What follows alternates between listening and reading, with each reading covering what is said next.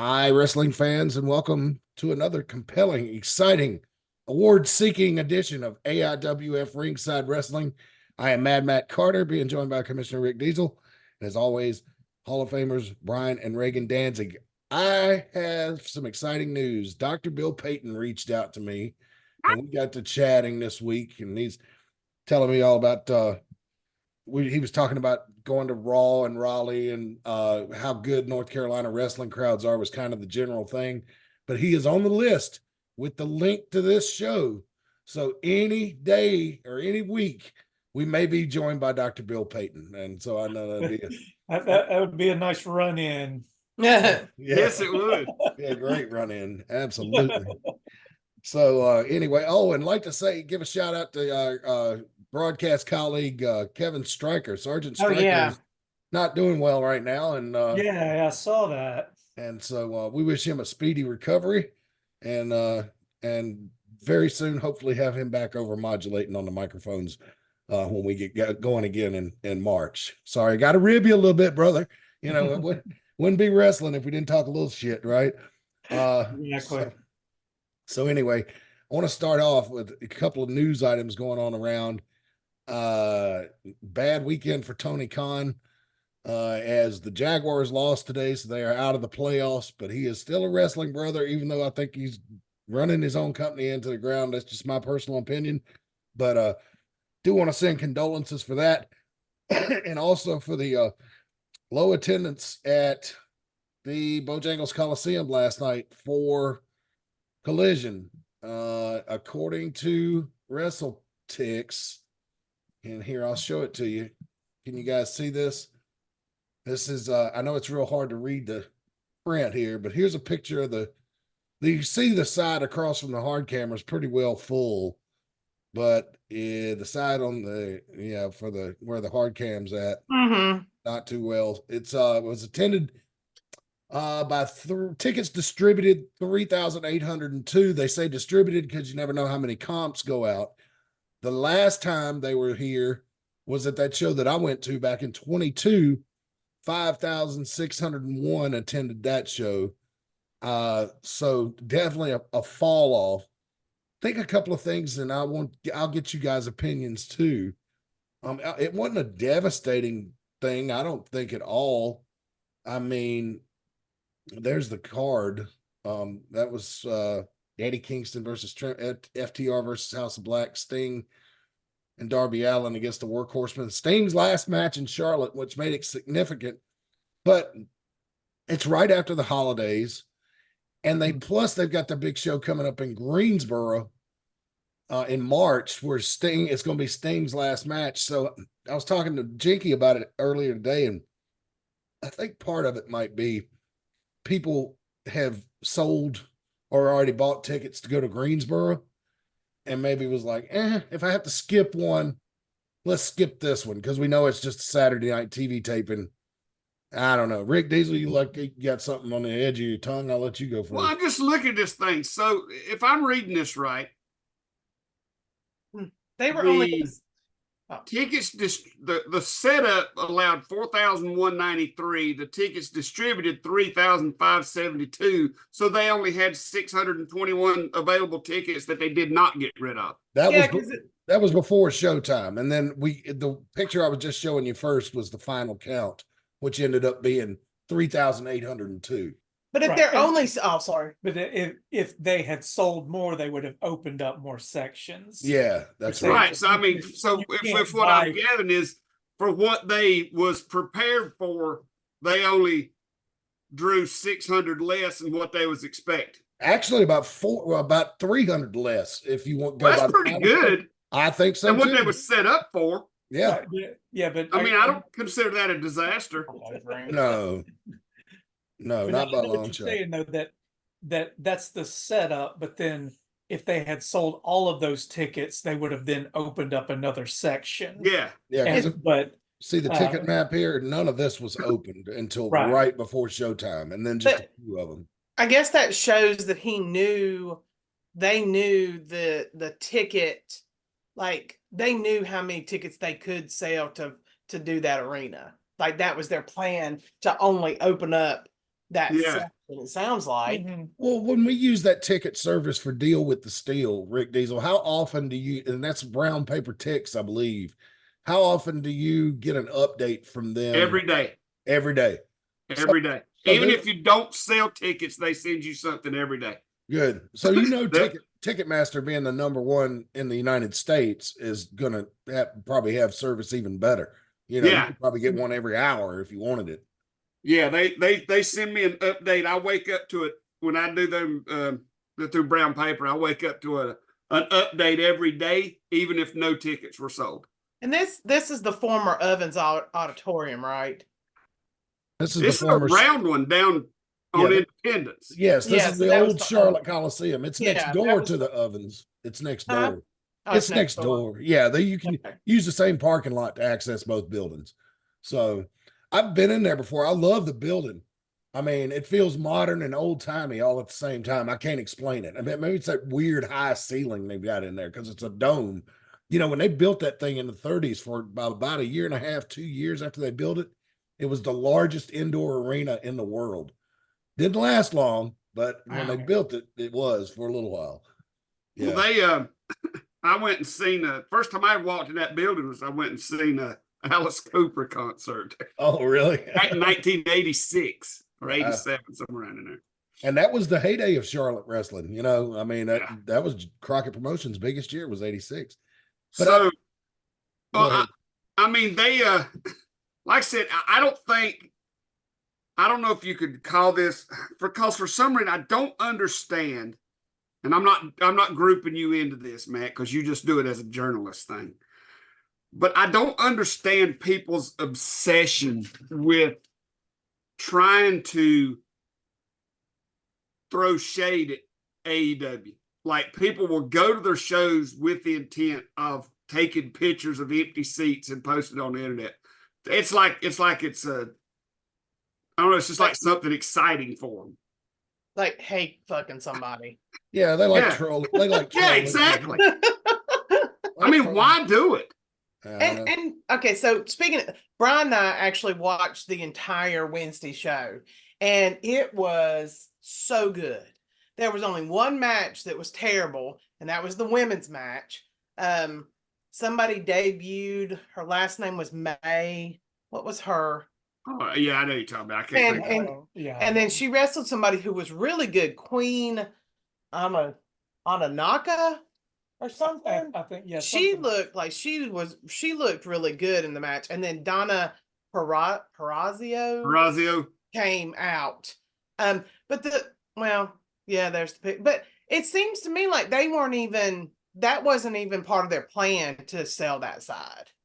Well, most time they put their hard camera on that side, and they don't put a lot of people around that anyway. Mhm. Yeah. I Well- mean, that's a lot of equipment to have some, jackleg walking around tripping over your cords. Yeah, exactly. And like when I was there was a lot more people on that. That's the side we sit on. Because if I'm going to drag Jinky to a wrestling match, she does not want to be on television. So my priority is not being anywhere where the camera's going to be shooting, like across from the hard cam. If you go on Peacock and watch Clash of Champions from before the pandemic when it was in Charlotte, and if you see me, you'll barely see her because she had a hat pulled way down over her eyes. She did not want to be on TV. No. Oh, that's funny. Yeah. But it's like I know it doesn't look good there, but I mean 4,000 people is still not bad. I mean, they're not WWE. They're not, Yeah. Well, this- when Crockett used to draw 4,000, it was like, yeah, we're kicking ass. Yeah. and this can't be the fallout of anything that was happening last week because these tickets were bought, Long before. way ahead of time. So Mhm. it's not a fallout from that. It's just I think they knew what they could draw. They set up the arena and sold those tickets knowing that's what they could draw. What do you Yeah, well, I do think that maybe they did run a little too close to the Greensboro show Mhm. in Charlotte, a place that's a little too close to Greensboro, but and that may be why there was some like you said, I think that may be why there's some a little bit of drop off. But yeah, overall, I think it was fine. But yeah, um, but yeah, I think that may be the reason. Now Well, this gives me some positive hope. Look right here at this picture. This was taken obviously from ringside on the aisle. So this is across from where that other picture those other pictures were taken of the hard camera side and the side across from the hard camera. And look, all these seats look to be full. Yeah. So that actually brings joy to my heart. That means they drew better than I thought they were. And so I'm glad for that, because like Dr. Bill and I were talking about this week, Charlotte is an awesome fucking wrestling town, man. It really is. The fans here are so good. They cheer the good guys, boo the bad guys. And here, look, little television nerd in me. Look where my cursor is. See that? That's some old school canister lights like Crockett used to have to help illuminate the ring. So Yeah. they got a nice rig above the ring, but that's cool too. I like that. Well, I also would want to credit AEW for putting their egos in check and not trying to rent the Coliseum. Oh yeah. You put 3,000 people in the Coliseum, you look bad. Yeah. Yeah. You do that in the Spectrum Center. It's like Cornette says, it looks like a piss hole in a snowbank. Right. So yeah. So I mean, I give them credit for putting their egos in check and not going to the big arena thinking that, oh well, look how great we are. So they're learning. I mean, Yeah. I don't want to shit on any of the major companies. I hope Impact, now that they're going to TNA, I hope they do really good, because it's good for the business. And these people, I don't really pay attention to who exactly takes the pictures and gleefully posts them all over Facebook. But I'm sure I hope it's not wrestlers. God, no. Because you would really be a huge piece of shit to downgrade any company that's out there writing checks to guys. Well, that'd be pretty stupid too. Yeah. Because And so I hope it's not wrestlers.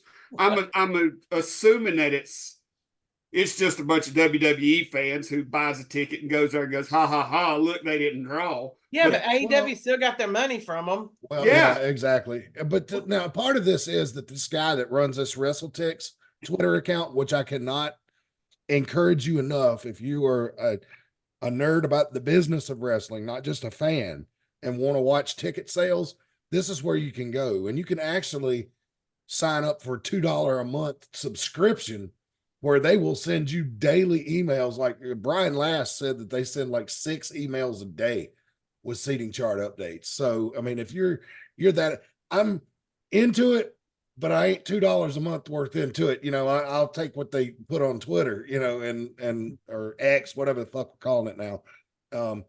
But yeah, I can't put it over strong enough. You can watch attendance for everything. So you sign up for $2 a month, and then see, look, they cover the WWE, the super shows, and go back to that.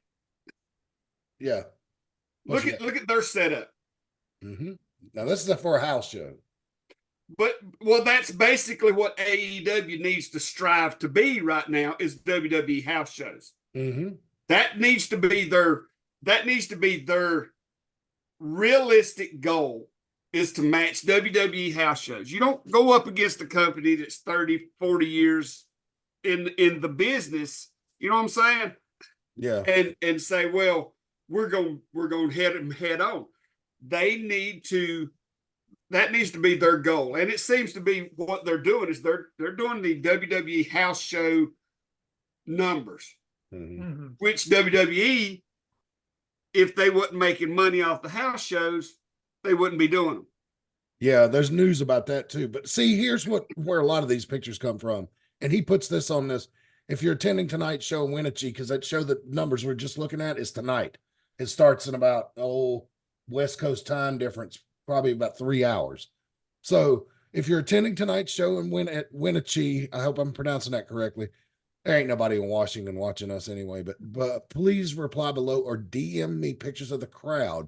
Wide shots encourage a few matches into the card. In other words, don't send me shit 30 minutes before the matches start and try to claim that it's empty. You know, wait till the second or third match, take your picks, send them to me. Yeah, because that'd be like sending pictures of a concert for the opening act. Yeah. You know, people don't get there on time for those. Mhm. Well, we know ourselves. There's been plenty of times when the show will start and by the end of the first match, the crowd's doubled. Yeah. That's happened to us plenty of times. Yeah. What you're seeing here is Bailey presenting George Kittle an honorary WWE style championship belt at the beginning of the 49ers game today. Sorry. You know me, Rick Diesel. You know why I'm showing this. I just think it's awesome. And to see Bailey in a 49ers coat just tickles my taint. So that's awesome. Not that I'm That crushing one of it. them little trophy belts that some companies are using now. No, WWE actually makes these things. Do they? Yeah, they sell them for Okay. $500 on the website. That's why I don't have one, because as soon So as I saw are that there price, all the football teams? Is that Yes. what you're saying? yeah, all except the Jaguars, I believe. Well, Come on now. no, Now, that I'm would be serious. funny. I'm serious. That's just being petty. All right, no. I heard that the Khan family put a stop to that because they got the licensing agreement. Let's go on WWE shop and look. Oh, so it ain't WWE that's not. No, they had one Okay. at the beginning. Championship belts. Let's do this. NFL. Because I thought if it was See, That I thought if it was Ugly. WWE not offering it, that's just being Almighty. petty. Who the hell would buy? football Well, I mean, fans. yeah. Football fans. You'd be surprised. If I had a man cave, I'd probably get one. But see, the price tag's too much for me. $550. I can't. I cannot justify that. I'm too tight. Yeah. But let's see. See, no Jaguars. Seattle, Carolina, Rams, Chargers, Broncos, Saints, Vikings, Texans, Jets, KC, Buffalo Bills, Cincinnati Bengals, Titans, Giants, Eagles, Patriots, the 49ers. Yeah. It looks like there's more than just them missing. It is. I didn't see one for. Is there 30 teams? No one for the Panthers. Yeah, there was one. I seen Was one there? down near the bottom for them. Yeah, there's Sorry. the Panthers, but I don't see any Washington Commanders. I didn't see the Jaguars. I don't see the Colts. Yeah, I didn't see the Colts. I didn't see the Bucks. Right. Yeah, there's I don't know football teams that aren't the main ones. 30 teams and there's what, 20 some belts. It's about 6 teams missing there. Yeah, and there's 19 belts here. It says one of 19. Yeah, so there's 19 teams. So yeah, almost half the league's missing. Yeah. So that's not just being mean to the Jaguars. That's just part of it. Oh, well. Anyway, you can get your replica belt. Let's give them enough free advertising here. But yeah, so anyway. Just enough to not get a cease and desist. Well, I mean, they're not going to complain about people directing us to our website, I wouldn't think. Um, But I would encourage you guys, follow this WrestleTix. See, they cover everything. I mean, Battle of the Belts, Norfolk, Virginia. See, look at this. Current setup 3,441. Tickets distributed 2,286. And this is on January 13. They got 6 more days in that, and they might still sell a few more. Yeah. So it's just interesting if you're into the business of wrestling. See, here's the one from last night. WWE house show, Spokane, Washington. Available tickets, 1,720. Current setup, 6,357. Actually showed 4,637. Up 23% from last visit. See, that's good. That's what you want to always be trending up, and then we could probably go in this tweet. I don't know if it'll let us. No. and Kevin Stryker is watching. All right. So yeah. So see, I mean, here's some picks. See how they did. Final 4,885 tickets distributed. So I mean, that's a healthy crowd, but see, there's a lot of empty sections here back at the. But Yeah. this I think WWE sets it up a little different too. They may use half the building instead of putting people all the way across. They may just use half the building and put them on both sides. Mhm. But that's the thing about looking at pictures. Crowd size can be deceiving.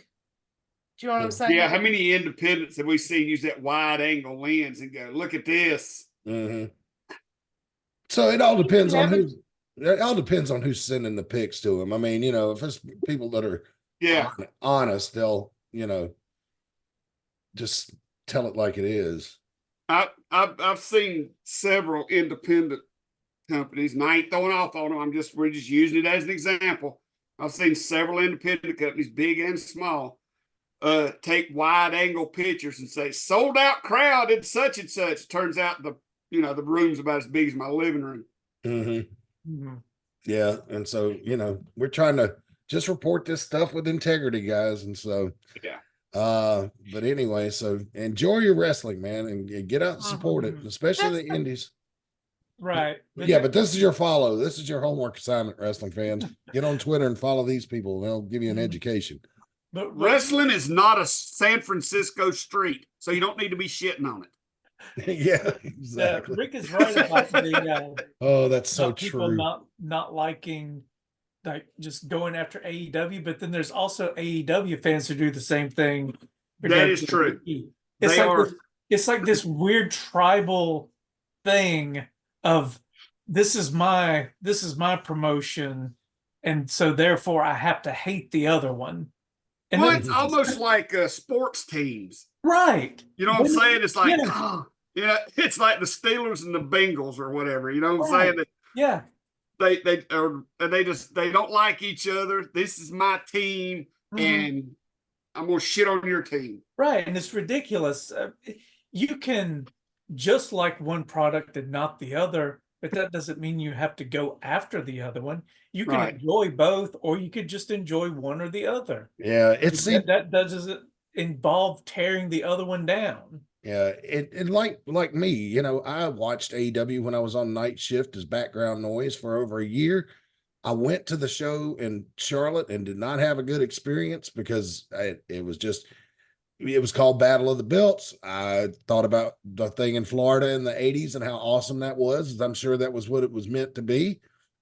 But it was an hour-long special with 2 matches on it, one of which was Dustin Rhodes and Sammy Guevara, I believe, and what was great. But then the other match was Dr. Britt Baker and Riho, and Riho's 95 pounds soaking wet. And Dr. Britt Baker, although great, she's awesome. She could wrestle her way around most girls in the country, but she wasn't ready for prime time. Their match was okay, but after that, they did dark tapings, and it was a bunch of squash matches for 2.5 hours. Yeah. So I felt like I got ripped off, and I hadn't wanted to go back. But that's just my personal experience. If somebody goes to Greensboro in March and has a great time, great. I want to see the promotion do well too. So anytime I talk about them, I'm not trying to shit on them. Just I want them to do better. And I wish Tony Khan would smarten up and hire a booker and step back. Yeah, that's exactly what he needs to do. That would be the one thing that he could do that I think would push him up. Because Wednesday when we watched, was there any old? I mean, not that it was all their like good wrestlers. Like, you know what I'm saying? Like, it's all their like a lot most of them weren't old WWE people, there were some, I mean, it from start to finish, besides that women's match, I was excited. I was like, I was like really into it. Like, it was really making me happy. It looked really good. The matches, they weren't predictable. Like, I thought this person was going to win versus this person. Like, it was like, they had a really good 4-way match for Eddie Kingston's, I guess, ROH, but whichever belt he has for the company. Like I said, we just started watching, so I can't keep up with all the belts because he has 3 now. So he has Ring of Honor. Does he have New Japan? No, he just got Ring of Honor and AEW, I think. No, he's got a 3rd one.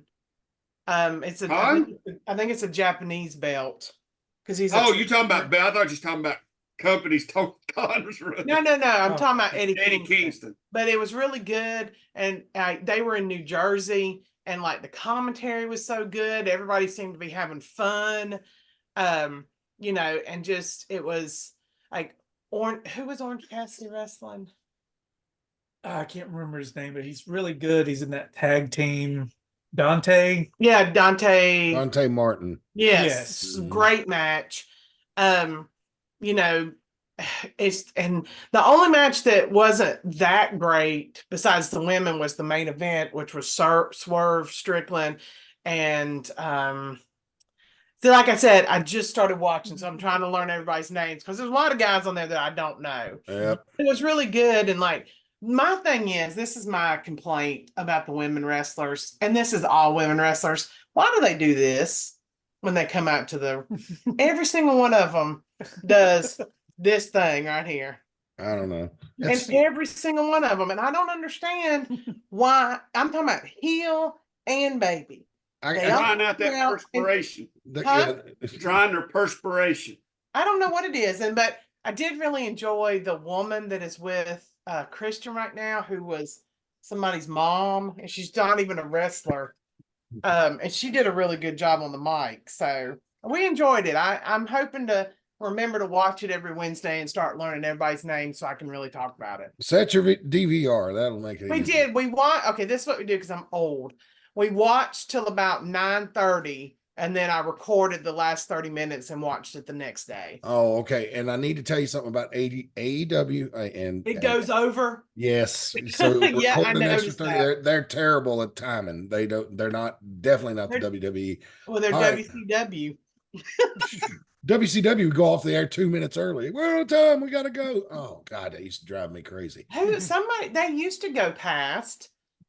Anyway. Well, if WWE goes over, they What the hell? What is this? This is our salacious. Matt, your segment. porn screen's up. No, it's not. It's not. Dude, Jericho looks, I mean, he's in great shape. He's in much better shape than I can ever be in. But he doesn't, I don't know, his boobies look weird. Yeah, and these pictures were chosen for comedy and dramatic effect. So I wanted to follow up on the story with I got this picture just off random Google of Chris Jericho taking a picture of himself when he turned 50. This is from Kylie Ray's Reddit. And this is just a picture of Nick Hausman, who caused all the trouble with the Jericho situation last time we spoke about the hotel room and all that, and making those insinuations. I think old Nick got a letter from somebody's lawyer this week because he made a statement, and I cannot find it. It might have been on Twitter, talking about he had no proof of anything that Jericho did anything Harvey Weinstein like, but he had been hearing rumors for years. His comments about Jericho were personal. He does not like Chris Jericho. He doesn't respect Chris Jericho. His opinions are his own, but they are his opinions. So I'm wondering if maybe Mr. Nick Hausman got a letter from a lawyer saying, "Hey, Bubba, if you're gonna make those kind of accusations, we're gonna sue your ass if you don't have any proof," and which they'd be right to do it. But I wish Jericho would make a public statement and be like, "This is bullshit." Nick Hausman's full of shit. I've never done anything like this. Even Dutch Mantel on his podcast said, I've been in the wrestling business for 40 years and never heard anything like that about Chris Jericho. So maybe Chris Jericho is a drunken, arrogant scumbag when he's overseas and gets kicked out of hotels, but he's not casting. He's trying to live that rock star lifestyle. Yeah. Well, and maybe he did flirt with her. I mean, I found the quote. You want to hear it? Yeah, read it to us. All right. I want to be very clear that my opinions of Chris are my opinions of Chris. I've heard a lot of things over the years. I don't personally like Chris Jericho. I think that's pretty obvious at this point. I think there's a lot of issues there. There are other people that when issues come to the surface, it can take away from the legacy that they've created. And that is just a concern that I have for Chris. And that is all I've ever meant by my comments. And that then elicited a thread, that clip where other people were starting to allude to previous allegations against Chris. Sexual misconduct allegations, some of them involving, I hate to say this, because I have not personally mentioned her, and I would really like everybody to respect her privacy. So he's saying there's somebody else? I don't know. I don't know. And then he came back and said, I didn't apologize. I did not backtrack on anything. Anyone saying any otherwise is incorrect. My feelings about Chris Jericho remain the same. You're welcome to check out today's Rumor Pod episode for yourself. And so Houseman to Jericho, fuck you, asshole. Mhm. So look, I'm glad that Nick clarified that, because I was starting to think of some of the stuff I was reading that he was another one of these quote unquote wrestling journalists who goes out there and just makes shit up for clicks. And so I'm still leaning that way, though. I'm disappointed because House of Wrestling has been pretty accurate up until this point. And so I'm like, he's letting a personal vendetta influence his journalistic integrity. But in his defense, when he posted that original post about 2019, Kylie Ray hit the heart thing. Mhm. It's like she was saying, yep, that's right. Thank you for posting that. Well, it's almost like it sounds like he made a vague statement that couldn't really be pinned down to one situation, and then there were comments underneath where people were starting to get specific. That's what it's. I haven't seen the original thread, but from what it sounds like, that's what he is saying. He's saying that he, just made some vague comments, and then other people were the ones that started naming names and hotels and specific locations. Yeah, this all started at 4 with a tweet at 4 a.m. on Christmas morning by Jericho. Oh yeah. And Good so, Lord, why are you tweeting shit? Christmas, was he like putting together? Well, is he putting out his Christmas things? Like, I need to go tweet something obnoxious. He was a tad inebriated. yeah, that's what everybody seems to think. So I watched this clip of him dogging China recently. This was before the allegations. And he was talking about how bad she sucked and she was terrible, and he gave her a black eye, and you would think she got her arm chopped off, and nobody ever gave him the credit of making her look good, and la da da da da. And I'm like, and he's like, well, I'm not talking bad about her, but yeah, Yes, you are. yeah, if you said she was a bad wrestler, yeah, it's kind of like. But anyway, that's our update on the Jericho situation. Stay tuned to your X thread and for more information. Now, And Vice has now uploaded a documentary about the fall of Vince McMahon. If anybody's in, I haven't watched it. I just saw that it was out there. I don't know, man. I'm kind of getting like with JR and Tony Schiavone on those Vice documentaries. I think they do more to hurt wrestling. They're interesting, but they just always seem to just paint wrestling in such a negative light. And I'm not saying they're not true, but I could see why. Like JR said he wasn't going to do them anymore. Tony Schiavone said he probably wasn't going to do them anymore. Now keep in mind, Chris Jericho narrates those things. I know. I know. Look, that was a joke. That was a joke on Cornette's podcast. Like, what happens when it comes time for him to now to do the narration for the downfall of Chris Jericho? Yeah, I saw that his cruise is still going on and people are buying tickets. So yeah, there's a rumor floating around. Nobody will tell the exact story because I listen to a ton of wrestling podcasts, but there is a rumor going around that Jericho got his ass kicked on one of his own cruise ships because he was being obnoxious, and I don't know if it was by another wrestler or a fan, but evidently somebody kicked his ass on one of his own. oh my God. Upset. Jackie Anderson is watching. Hey, he is a Ghost Rider. Who? Jackie Anderson. Hey, Jackie. Who's Jim? Hey, Rick Diesel, I am not no more. I'm not no more. Yep. That's right. And all them people in Pufftown. And the Intimidator is watching. All Yes. right. You guys It's like a Hall of Fame show. Yeah, no right. kidding. Yes, this is great. So Hey, here, it's perfect for tonight's watch along. yes, it is. Considering I know Jackie's probably in at least one of the matches. Yeah, Guess we need to get on with that. It's already 6:39. yeah. Here's We had a our late night. We had a late night last week. and we're definitely not doing no 3-hour show tonight. We're not raw. March 2nd and 3rd, we get kicked off again And I'm gonna tell you what, because of my work schedule at my shoot job and everything, I missed the last couple of shows of this 2023. But this break is really making me miss wrestling, man. God, I am yeah. so loving it, man. And I hope the fans feel the same way. But we do the anniversary show 2nd and 3rd of March for AIWF 32nd anniversary weekend. And then look at that, March 16th, we get back to shooting and TV tapings. April 6th, April 20th is Spring Jam. May 11th, no wrestling on Memorial Day weekend. Thank you, thank you, thank you, thank you. I don't have to feel bad about going out for my anniversary because I'm not taping the show. Well, we tried to streamline it a little bit this year. Yeah. You know, we condensed a couple things, trying to put the TV tapings in there. We're really going to concentrate on TV this year, on the stuff for the network. We're hoping that this is going to be a very, very interesting year for the Mid Atlantic fans. Looking forward to it. Also, I noticed the fair is back in September. Thank Yes. goodness. Yes. Thank God. Last Yeah. time it was hot as hell. Yes, it was. Yeah. So yeah, I this did the announcing for those shows. yeah, Oh me, that was fun. Mhm. So. yeah, the fair is a fun show, man, because you get to come to the fair for free, and in between wrestling shows, you get to go out and eat good old fair food.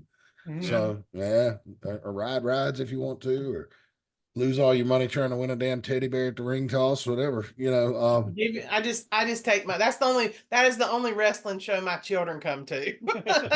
Yeah, because there's a fair and then, attached. And then they go and lay and sleep on the bench because they have no interest in wrestling at all. Oh, you're making them watch all Do that you? old Do you have AWA any shit interest when in they were wrestling? kids. Kinda. Oh, you do have wrestling? I mean, I like watching it when I have to. You like watching it when you have to? Oh, okay. Well, I guess I'm wrong about one of them. I like watching it when I have to. That's not exactly a ring. It's okay, mommy. I like it when you force me to watch it. Did I say it right? Oh my God, that's funny. Mhm. Well, we've got a treat for you guys, man. We're going back to the old VHS days right here as we move along and move into our watch along segment tonight. I asked for fan feedback on Facebook earlier today, but did not get any, except some robot posted about some shit going on in the Philippines, I guess. It had a PHP web address. So Rick Diesel, I don't know if you want to look into that, maybe block it, I don't know. But here, check out what we got for you from the old AIWF home video. 1997, baby. Yeah. And actually, it's volume 1, but it was also the only volume. So yeah. Let's see. There's me. Oh my God, look look at at that man. That is a slick dude right there, boy. Mhm. 1997. I was scared Volume shitless one. during I'm this. Matt Carter. I had done TV before, but it had I'd had Rick Diesel or somebody helping me out. This was the first time I was alone in front of the camera, and Chris Wyndham, bless his heart, man, he half his job that morning was trying to keep me from losing my shit. And because we shot this, remember Rick Diesel? We shot this real early on a Sunday morning. Yeah, at Cable 6, wasn't it? No, we shot it at MATV when they had the studio in downtown Mount Is that Airy. when it was? Okay. Yeah. I knew it was in one of the stations. Yeah. Yeah, that's right. Because Ben worked for MATV there for a while. He did. I forgot about that. Mhm. All right, here we go. First match. It looks like Tommy DeVillin and Robert Roma. And Oh my God, I don't even know these people. Who's that woman? that's Siobhan, Robert's wife. Siobhan. Robert Romans? Mhm. Oh, Yeah. Yeah. Yeah, so man. Yeah, I remember Tommy DeVillin. he moved out west, didn't he? Yeah. Yeah, and this is on the AIWF Network, everybody. So if you want to watch it without us talking over it, feel free to head on over to the network and check it out. You'll find it. There's a ton of videos over there. The network is just incredible. Wow, look how young Robert was. Mhm. Rick Diesel, where was this located at? What Well, see, that's why it amazes me that because if I'm not mistaken, I'm surprised that Reagan hasn't done picked up on this. Because if I'm not mistaken, I think this is at Francisco Elementary School. Oh. Oh my gosh. Is I it Francis? forgot that we worked there. Yeah. Because we did a match there that I worked on because yeah, Sorry, that's technical funny. difficulty. Can y'all Oh still Lord, see what it? has happened? Sorry. Screen went black. There it is. All right. Yeah, sorry. Ain't that Jim? It is. I think it is. I only went there one time, and it wasn't at this show because this was actually filmed before I. Yeah, joined- this was joined filmed the before troop. I wrestled, or I even started coming. So it says definitely an elementary school gym. Mm-hmm. I'm pretty sure that's which one it is. Yeah. My favorite thing about running in Francisco, I remember the time when Reagan was there. She was like, now don't call it Francisco. They hate it when you call it Francisco. It's Francisco. And Rick got on the mic. We're now hearing Francisco. Just really put that emphasis on. And she was right. They did not like it. They did not. No.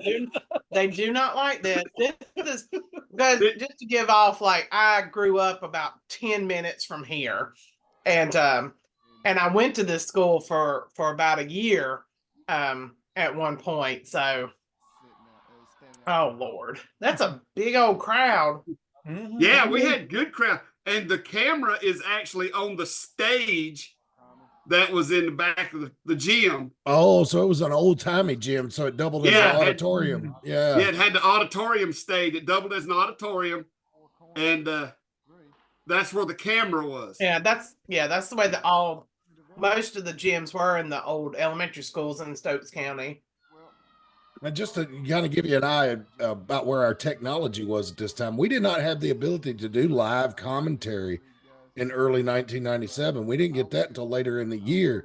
And so for me to be able to actually sit down and do play-by-play, this You may done have that at the TV studio, didn't you? Yes, the play-by-play on here you hear is done while we're sitting in front of the monitor watching it. And so, oh, there's Don Carson. I see a Don Carson side. Look at that mustache. That's that porn stash.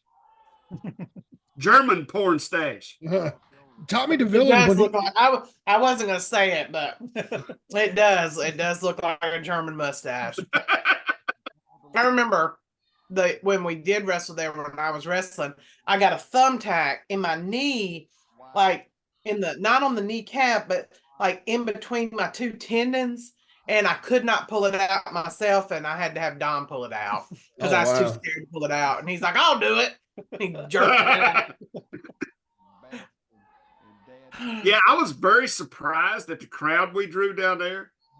Because that place is literally in the middle of nowhere. Yeah, there's nothing to do there. So I could see why this. Like the only other thing was like you would go to like bluegrass music there, and then there was like this funny there was this family that went around, and they had like a comedian guy, and he'd bring out big old underwear, and everybody laugh, and then they'd do music and stuff. I don't remember. I wish I remember who it was.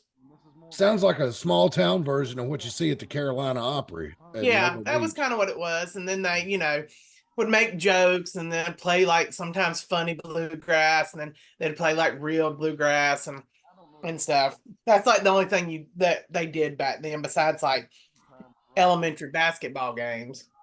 Yeah, and we always know that those are rivetingly entertaining. Mm-hmm. Yeah, my violent streak came out when I played elementary basketball. I got mad and hit somebody in the head with a basketball real hard, and that was the end of my basketball career. That's awesome.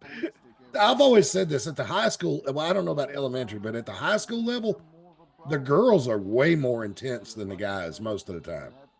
Just a lot more gut. Yeah, that's it. I'll say it since I'm a woman. Robert was really good. Robert was an excellent technical wrestler. Yeah, Robert got a tryout with WCW at one time, I believe. Didn't he jobbed Billy Kidman for one of them Mhm. in a dart match, I think. Yeah, Yeah. because they had told him that they were like, come down to Florida, and he's like, man, I've already got a life, here in North Carolina. I can't, and he had a career. He couldn't just uproot and move down there Yeah. to the, close to the power plant. So that was kind of that. But yeah, they were, he had his foot in the door, but it was just He went with y'all to the ECW tryout too, right? yeah. And somebody said he was technical It as was hell. Tommy Dreamer. Tommy Dreamer was there by the apron now, and I was like, damn, he's technical as hell. Well, What happened to Jerry DeVillin or Tommy DeVille. he moved out west. He moved Oh, to that's what you Washington. said, yeah. He moved out to Washington or Oregon one. I don't know if it was for a shoot job or what, but he said he was going to try to open up in the AIWF West Coast, is what he told us. But Rick Diesel, I don't think that ever happened, did it? Not by him. There is one, but I don't think he had anything to do with it. Has anybody heard from him? I haven't. Okay. I haven't either. In years, probably 20 plus years. Because Johnny Reb was the one that brought him in. Mhm. So if anybody would know anything about him, it would be him. Well, Johnny, if you're watching or you see this at a later time, please, put something in the comments. Let us know, or shoot one of us. Dynamite Doug is also watching. Hey, Doug. Texas. It is. It's a Hall of Fame night. Stars shine brighter. Deep And Larry Deese. Texas. I guess a fan named Larry Deese is watching. Oh, okay. Hey, everybody. Hey, Larry. Trying to keep up with who's on the. If you see me looking away, it's because I'm looking at my phone. She's our monitor. Yeah. So thank you, Reagan, for watching the chat. Let me tell you real quick about Premier Auto Detailing. They've been a sponsor for this fine program for quite a while now. We say hands down the best car cleaning service in town. You dial 336-883-5722 for more information. Now they'll do a detailed job on your car. If you need it cleaned from top to bottom, like with toothbrushes and stuff, they can do that. They can do general car washing service. If you're like me and just too lazy to wash your own car, they can help you with that. If you have a business, they also do commercial jobs. They can help you with fleet service maybe, or if you own a used car lot and you need somebody to come by every week or 2 or 3 and clean up your inventory, they can help you. So reach out to them. Premier Auto Detailing, 336-883-5722 for more information. I'll give you that number one more time since we're not showing it on the screen. Premier Auto Detailing, 336-883-5722. And look, I see little David in the front row. I seen that. There's a young Tristan Amber sighting taking photos at ringside. And now I'm not sure if this is the match, but I know that these two had a loser leaves town match, and I remember, like I said, I don't remember if this is the match, but I remember Robert won the match, and then Tommy was like, well, I was leaving anyway, so I was going to leave, and then if you lost, you were going to have to leave too. I thought that was cool because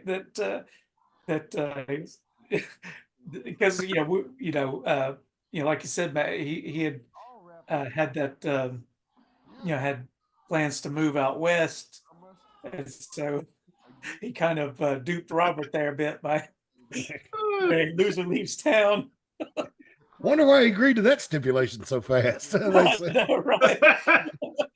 Now we recently put an episode of the talk show up in Martinsville on that had Tommy DeVillin on it as well. So I'd like to see that. Yeah, he's on an episode of the Martinsville talk show that went up this past week. I tell you what, man, you look back at that, they were real quick to call somebody a faggot back then. You know, I that's one thing that Oh, I'm yeah. watching those old videos is you hear that a lot, man. Mhm. Yeah. Different times, man. I know. And I was just reflecting back on it. I was like, man, we did say that a whole lot back then, but like Oh, you go back and watch those We shows. still wasn't as bad as Memphis in the late 70s and early 80s. No, and they were on a Jesus broadcast station. Christ. They were on a broadcast station too, you know. I've been watching them and they were just freaking bad. Yeah. Tommy DeVille got him and Robert Rome have been real scrappy in this match. They throwing live. They complemented each other. They Yeah. worked very well together. Yeah, they're both really good. Mhm. Which Well, considering and Tommy, he was relatively new here. Yeah, he was one of our. He was, like I said, he was brought in by Johnny Reb, and we trained him, and so yeah, he probably had been working like a year, maybe less. He had a cool Yeah. entrance music too. Do you remember what Mhm. music he came out to? He came out to Bob Dylan's Hurricane. Yeah, he said that was the because he said that Bob Dylan was the inspiration for his ring name. Oh, okay. Tommy DeVille, and yeah, Bob Dylan, yeah. And sometimes he came out with a dog. Yes, I remember when he that. brought the dog. Yeah, that was a friendly dog too. That dog. Yeah, it looked mean, but Yeah. But yeah, you could tell he took good care of it because the dog didn't freak out with the lights or the noise of the crowd or anything, you know. So yeah, he had that dog well in order. He wasn't like the Steiner's brothers, Arnold, you know, just run loose. Kevin says that the number has changed. I guess for detailing. Oh yeah, I'll get that bat and get it to you. Okay. Two. You got to touch all four corners, Hill. Bill Holiday really not making him drag him by the wrist here. He's kind of refereeing this thing a little loose. Are you And of supposed course- to drag him by the wrist? You're supposed to, at least in an Indian strap match. I know you are. Oh, okay. Is that what? Okay. You're supposed to in these too, I believe, but you know that it's been loosely officiated over the years. Wait a minute. I do hope they don't do that thing where. me. Oh, Yeah, it there's is you. Brian and Easy Rider, Iron Horse, This was a family too, right? Family Like, of Darkness. Yeah. Yeah. oh, Brian Pusher. Oh, that's right. I think Tommy DeVille was part of the Family of Dark. He'd met, evidently y'all came out to Yeah, help him. apparently. I mean, I don't why else we would be out there, but yeah, I'd forgotten about that. Do you not have any Okay, this makes me sound really stupid, but like, do you not have disqualification in these matches? Oh, so No. Don's a good guy. Well, we didn't disqualify a whole lot of anything back then. No. But I think with the I'm not really sure. I mean, I guess it it looks like we may have just kind of ended the matchup ourselves.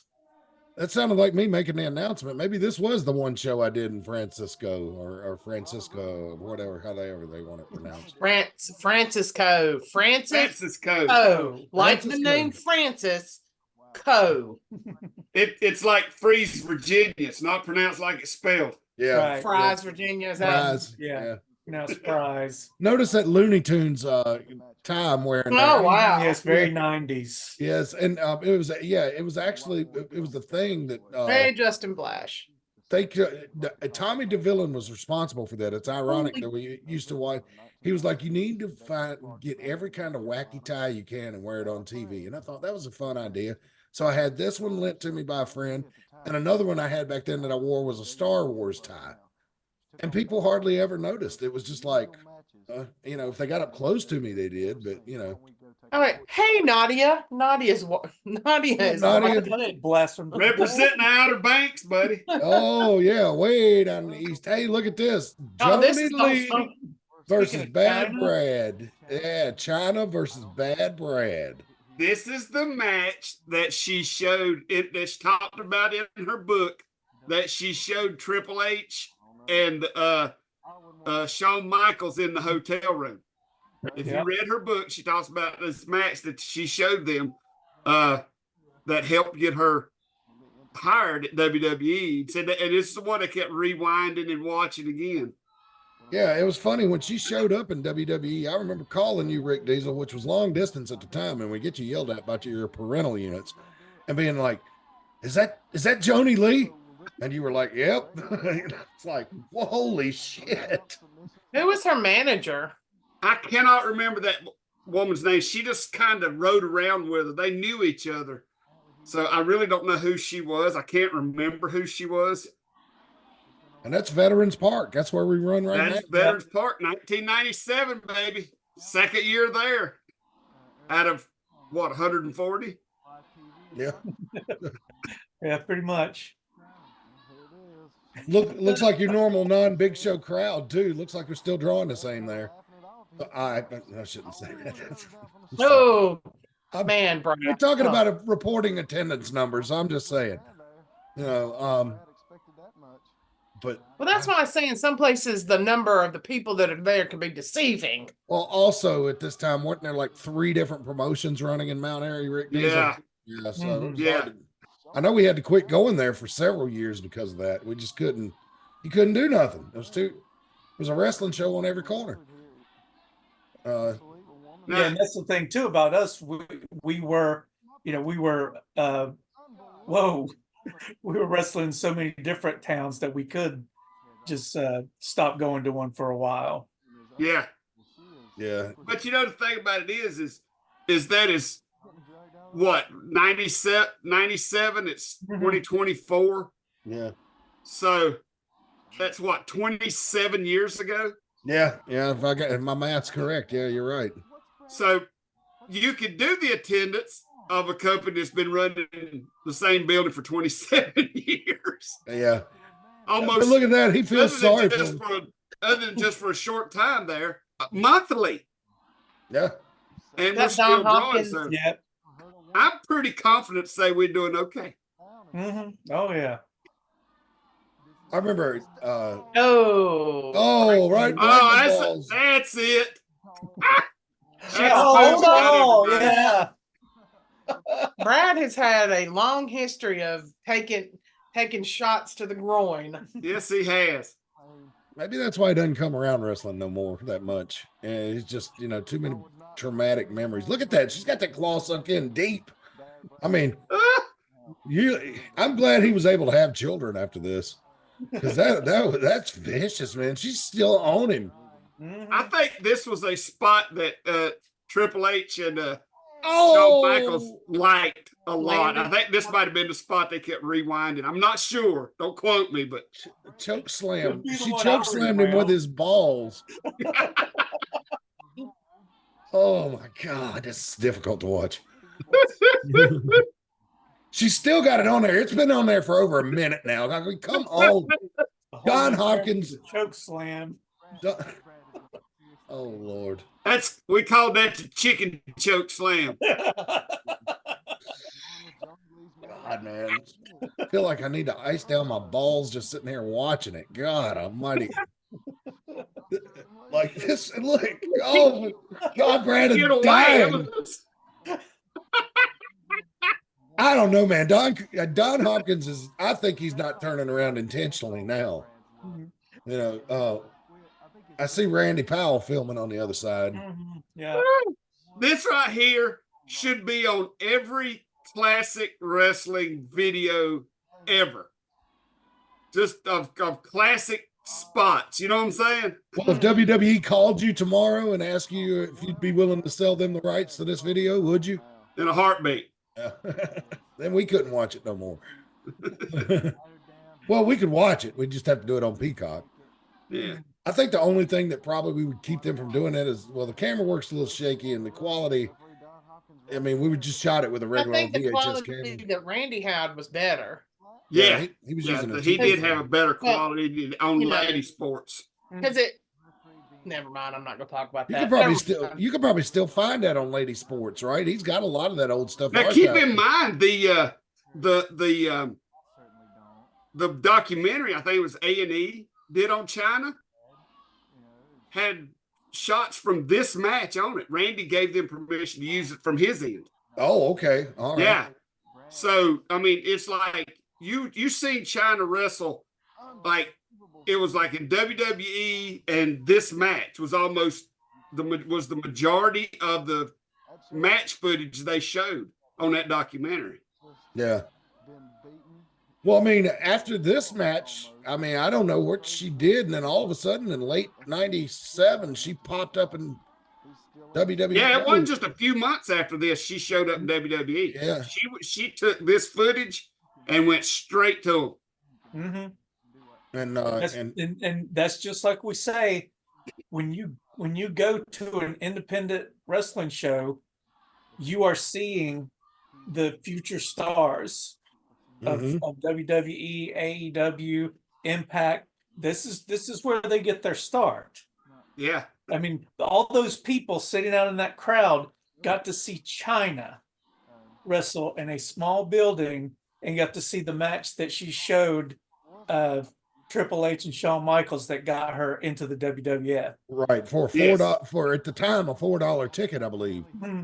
So yeah, you'd never get to see her wrestling WWE that cheap even back then.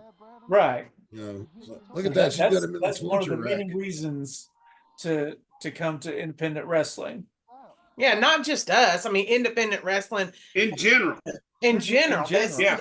Support your local indie. Go there. It's not expensive. It's fun. You don't know who you're going to see. You don't know what you're going to see, Mm-hmm. and all that stuff. And you know, it's And where you know they what? need to be. If you see somebody in there that's really good and you really like them, grab something off their table if they have Yes. merchandise. Yes, get a Because if t-shirt. they make it big, Mm-hmm. Yep, I got my JAC. No, I didn't. Yeah, I did. Yeah, you got a card. I got a Pokemon card of JAC. So Yeah, then so yeah, buy that merchandise because you'll be able to resell it on eBay one day for way more than you paid for it. yes. Mhm. Or you'd have That's a memento that you could pass down to your children and your children's children, as Barney Fife would say. Oh, Brad's got a chair. Now, if you're wondering, you're sitting there thinking, boy, she beat the hell out of Bad Brad. Yes, she did, but she also had him in an iron claw to his nuts for over a minute and a half. So to say the starch had been taken out of him at this point would be an understatement. Oh, and he held that chair. See, he wasn't even aware enough to block that because In her defense, she had about 30 pounds on him too. yes. Oh yeah. Oh boy, here we go again with the chair. This is me and you calling this one, Brian.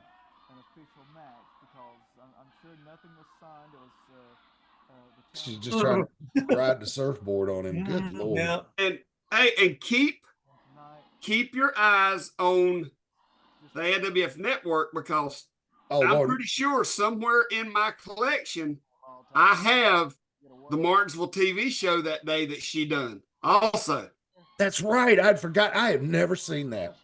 yeah, You know, now, I may not. I could be wrong, but I have so many. I just feel like it's got to be in there somewhere. It probably is. And I'm just going through them as I pull them out. I'm not going in no random order and then remaking them as new episodes, you know. So Oh. She threw her out onto her own manager. Did you see that? Brad, yeah, Brad hit China's manager. that girl came out of she got a big black eye because of that. He hit her in the eye. Yeah, Brad's boot hit her in the face Yeah. when China threw him out. Well, that's China's fault. She threw. Oh Lord, Oh, yeah. It's the '90s. I just saw somebody wearing a Red Dog Beer T-shirt. I'm surprised I haven't seen a No Fear shirt. I'm sure there was one there. We just haven't seen it. Yeah, God, Red Dog Beer, boy. Nothing said poverty redneck more than that stuff. God. Besides Boone's Farm. Boone's Farm wine, yeah. I actually knew a couple from Withville that were actually very successful that loved Boone's Farm. Would always sneak it into concerts and all that. I used to go to a bunch of concerts with me and some of my friends back in these days. Bad Brad, one of the greatest backdrops in independent wrestling. Yes. Yeah. I remember. He's the only person I know that take a backdrop and you can turn around and see him and watch him hit the mat. Yeah, I remember Chucky Baby. He said that. He said, Yeah, I threw him up in the air. I had enough time to drink a Dr. Pepper and turn around and watch him fall. Now Brad's roughing her up a little bit. And he's got nice strutting. Look at that. Got his Oh, the balls are still hurting a little bit. It's like, I don't know if holding them balls. I see Griggs in the background there. He's real interested in this match. Oh, Griggs used to bring a bell that resembled a large ashtray. He would always do timekeeping for us back in these days. Yeah. And you could hear me on some of the commentary from shows. Like if there was a DQ and somebody was getting beat up and the bell was ringing furiously, I'd be like, Griggs is furiously. Whoa! Oh, man. Hey, that looked like Mickey Fulp last year. Yes, it did. That's all right, Mickey. See, Mickey, you ain't the only one taking a bump from that counter, from that corner. Look, and the crowd was behind Brad, boy. Look at that. Yeah. She outweighs me, and she's taller, and I have to do something. Yeah, you could tell Brad was a little hesitant to So fight her at first, but after that claw, he had no reservations. Yeah, no kidding. After that, he I tell you what, Rick, let her Biggs, have it. if one of us ever gets an iMac, and I doubt that either one of us is going to spring that much for a computer, I would love to run this footage through Final Cut Pro and seeing if it could be cleaned up and made HD. Because I think it can. I think if we ran it through the right software, we could clean it up a lot. We could definitely clean it up. I don't know. It would definitely improve the quality. I don't know how much. Yeah, but- because we don't have the master tape anymore, probably. Mhm. Right. Because, I mean, when I worked at Star News, man, you'd be surprised. Final Cut, if you're going to buy an iMac, go ahead and pay for the Final Cut, because that is editing software is incredible.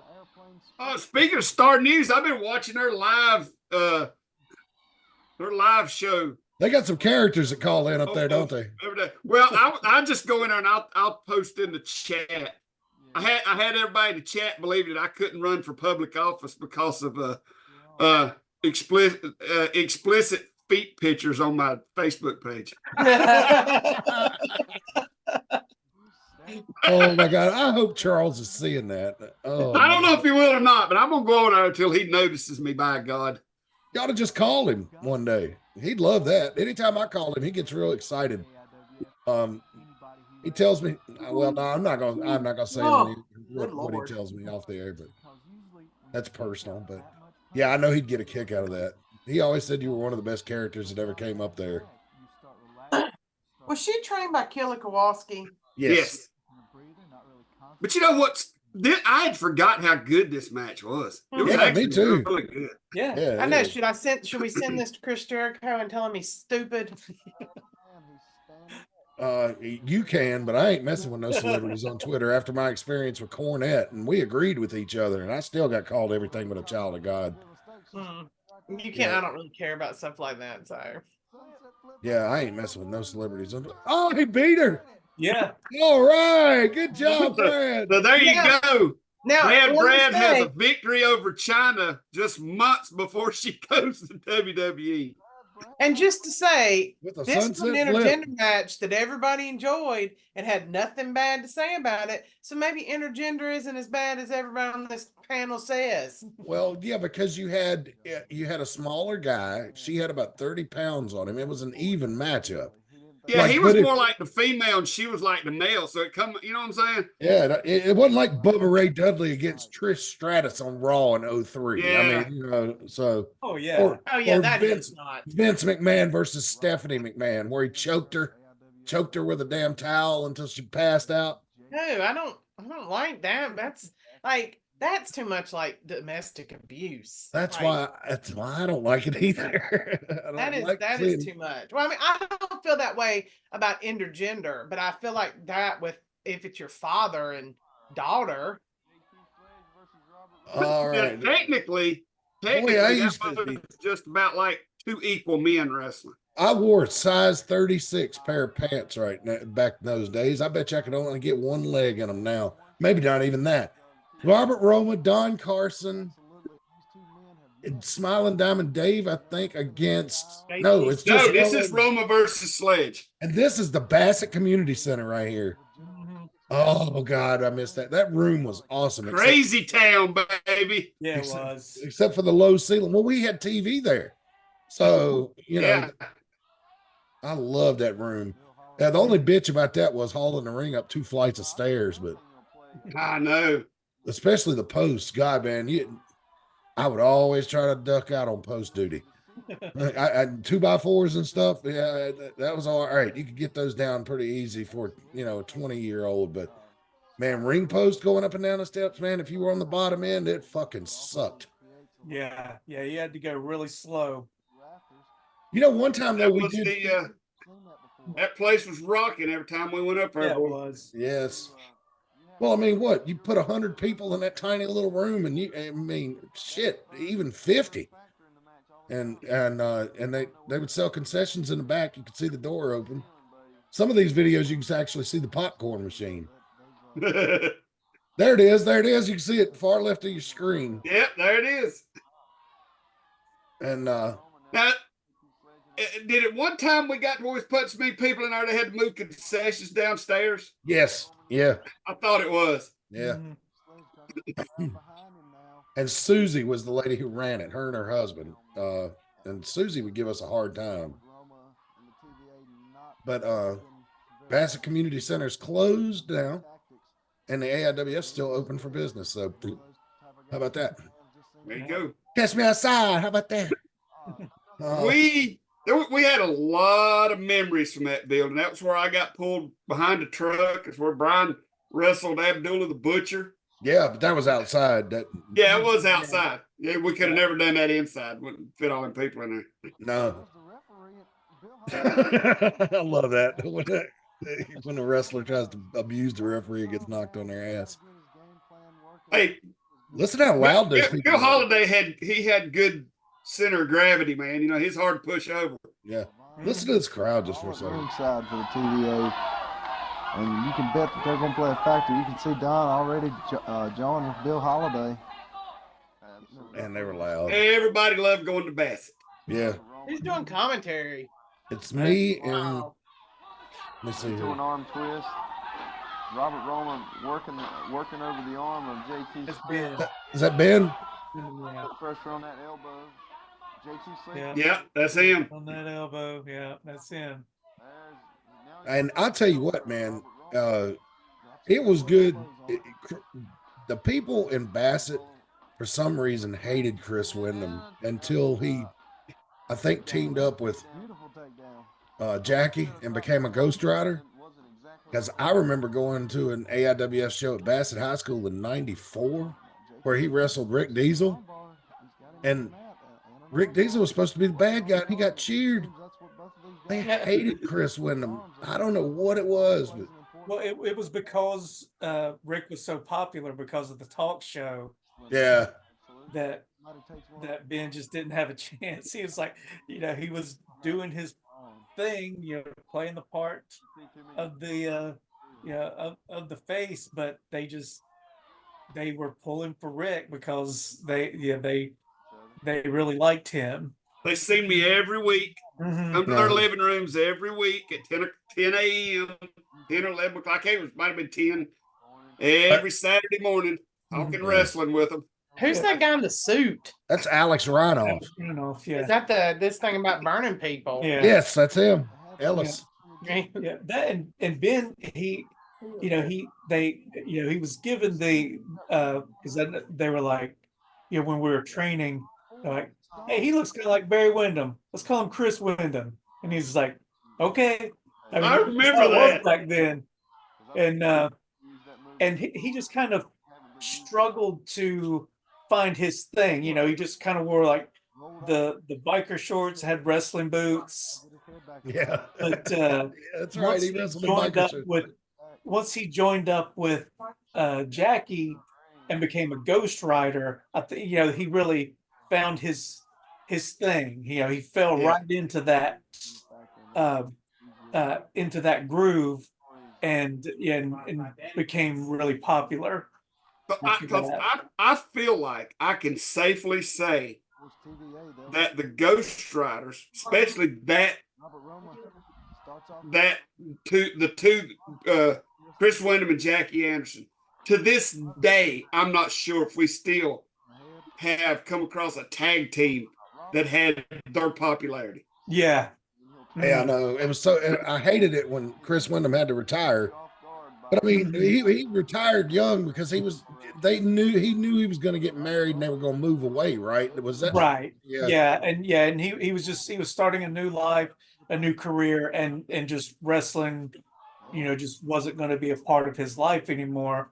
But I'm glad that we got the time that we did Yeah. Yes. with him in wrestling, because I mean in those years, we were inseparable.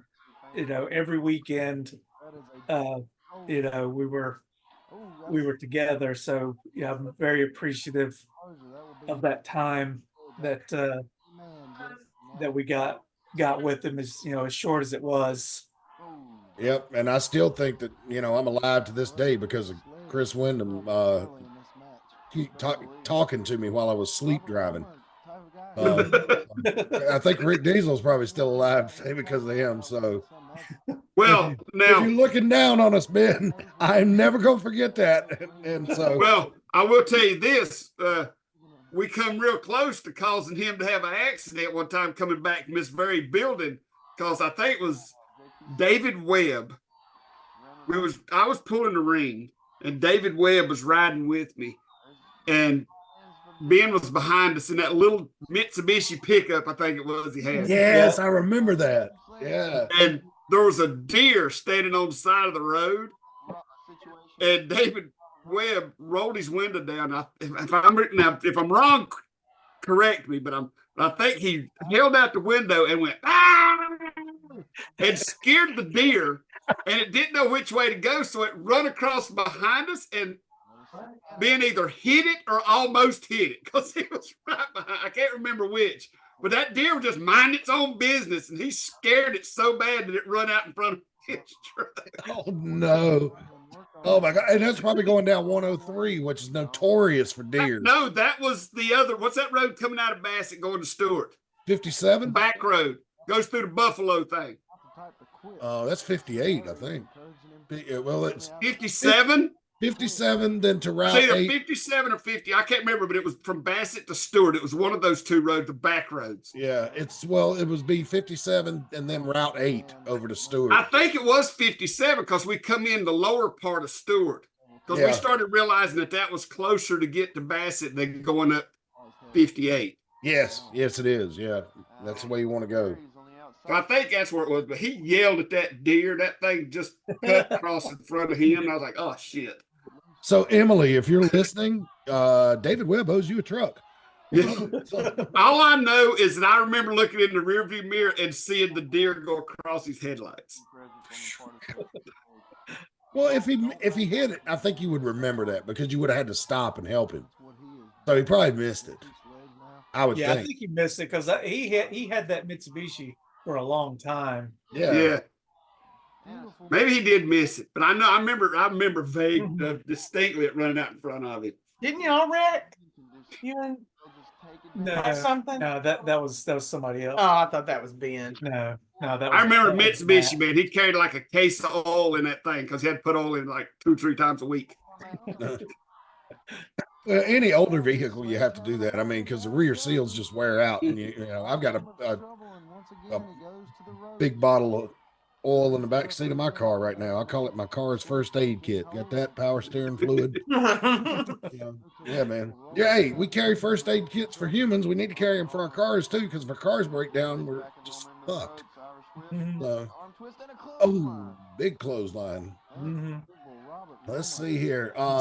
Aries in the corner of JT Sledge. And look, Eddie Wilson hanging out with the TVA. And it wasn't about a year prior to this, Don Carson seriously contemplated power bombing him down the steps of the boxing center. He told me that. Is that the crowd, somebody in that crowd is fighting with them. Yeah. And keeps getting in their face. The fine folks in Bassett, Virginia took their AIWF very seriously. Yeah. Back in the late 90s, boy. Yes, they did. Now They were the absolute best fans on the independent circuit. Mm-hmm. Let me real quick get in another ad for Tees Creations, guys. TeesCreations22.com. Tees Creations by Allied Apparel on Facebook or on TikTok at Tees Creations. Be sure and check them out. They do custom t-shirts, sweatshirts, hoodies, tumblers. If you want it, they could probably get it for you. Tees Creations, front license plates. For those of you who live in Carolina, don't have to run front license plates. You can get decorative ones. They got it all. TeesCreations22.com. Reach out to them. You can find them there. Again, Tees Creations by Allied Apparel on Facebook and TikTok. Tees Creations. Rick Diesel, is anything big going on TikTok for Tees Creations this week? Not that I know of. All right. Well, there you have it. Tees Creations. Best place to check them out is teescreations22.com. Real easy to navigate website, and you can contact them there if you need a custom job. If you need t-shirts for a family reunion, Little League baseball team, Little League basketball, whatever, just reach out to them. They can do these custom t-shirts. Probably a lot cheaper than anybody else on the internet's doing them, that's for sure. But check them out. Tees Creations, teescreations22.com. All right. I see a Gemini sighting. I saw a Steve Niles sighting. I saw a Kodiak sighting, all still working security before they went to work with us as wrestlers. Yeah, we got a big group of trainees from that area. Yeah. At that time, and I think that must be where I'm seeing Aries. He must be. Yeah, the TV show really helped us a lot with finding people who wanted to be wrestlers, and they jumped on board with us, and and it was really loyal, really good, really great bunch of guys. Yeah, because back then we had the Virginia boys and the Carolina boys. It was like half. Well, we had a Tennessee herd too, buddy. Yeah, that would come up. That's where the mighty Doc Sampson come from. Yes, indeed. Yeah. Whatever happened to Doc Sampson? I do not know. If Jackie Anderson's still watching, maybe he'll know. Yeah, Jackie, if you're still watching, put in the comments if you know what Doc Sampson is up to these days. Because we thought he looked like The Rock. Looked like a small version of The Rock at the time when he came around. We even got him to say, if you smell what the Doc is cooking once. The joke. I don't know if we got it on videotape, but he did drop a people's elbow at Seasons meetings one year. He might have been wrestling you when he did that, Brian. That's possible. Oh, Robert. Yeah, you want to talk about two people that meshed well in the ring. Right there they are. Yeah. Yeah, because Sledge, he was probably the most technical out of Generation X. Yeah. Yes. The other guys had more of a brawling style. Yeah. Wait a minute now. Terminator X would drop a leg drop every now and then. He knew one. Oh yeah. Well, I mean, the thing is, I helped train Tony, and he knew his wrestling, because we would sometimes we would just do a pure wrestling sequence, just out on the floor. So what was making it, and that's where Billy came up with the term hardcore on the floor. Yeah, that's right. And that we should just have a show with no ring and just have wrestling, and then a few years later it actually came true. Not us, wasn't us. Thank God. We were like, that was a joke to us, and they actually did it for real. No, somebody did that on purpose. All right. Well, not on purpose. It was that the ring didn't show up. And so they still had the show and just wrestle on the floor. It's like, if the ring doesn't show up, just cancel the show. Don't. Yeah. And give everybody their money back. Don't. I mean, that's just, you don't do that.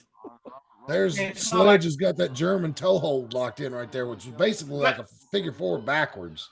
Mm-hmm. That's one thing that I could really say about a lot of our guys in the 90s.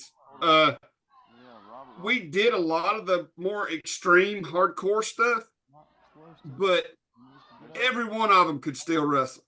Yeah. And that's what's important. Mhm. It's important to learn how to wrestle, learn how to technically I shouldn't have started drinking this wine.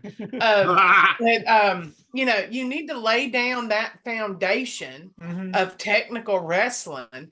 And then once you lay down that foundation, then you find what genre of wrestling you want to do. Right. And if it's hardcore, Yeah, you'll know how to do it and make it look good. right. Mhm. Yeah. You have to be, no matter what style you do, you have to be trained. You have to be. Mhm. And then when you get in your 60s and you know you can't technically wrestle no more, you can fall back on the hardcore. I was going to be mercy. nice and not say a damn thing this week about anybody negative.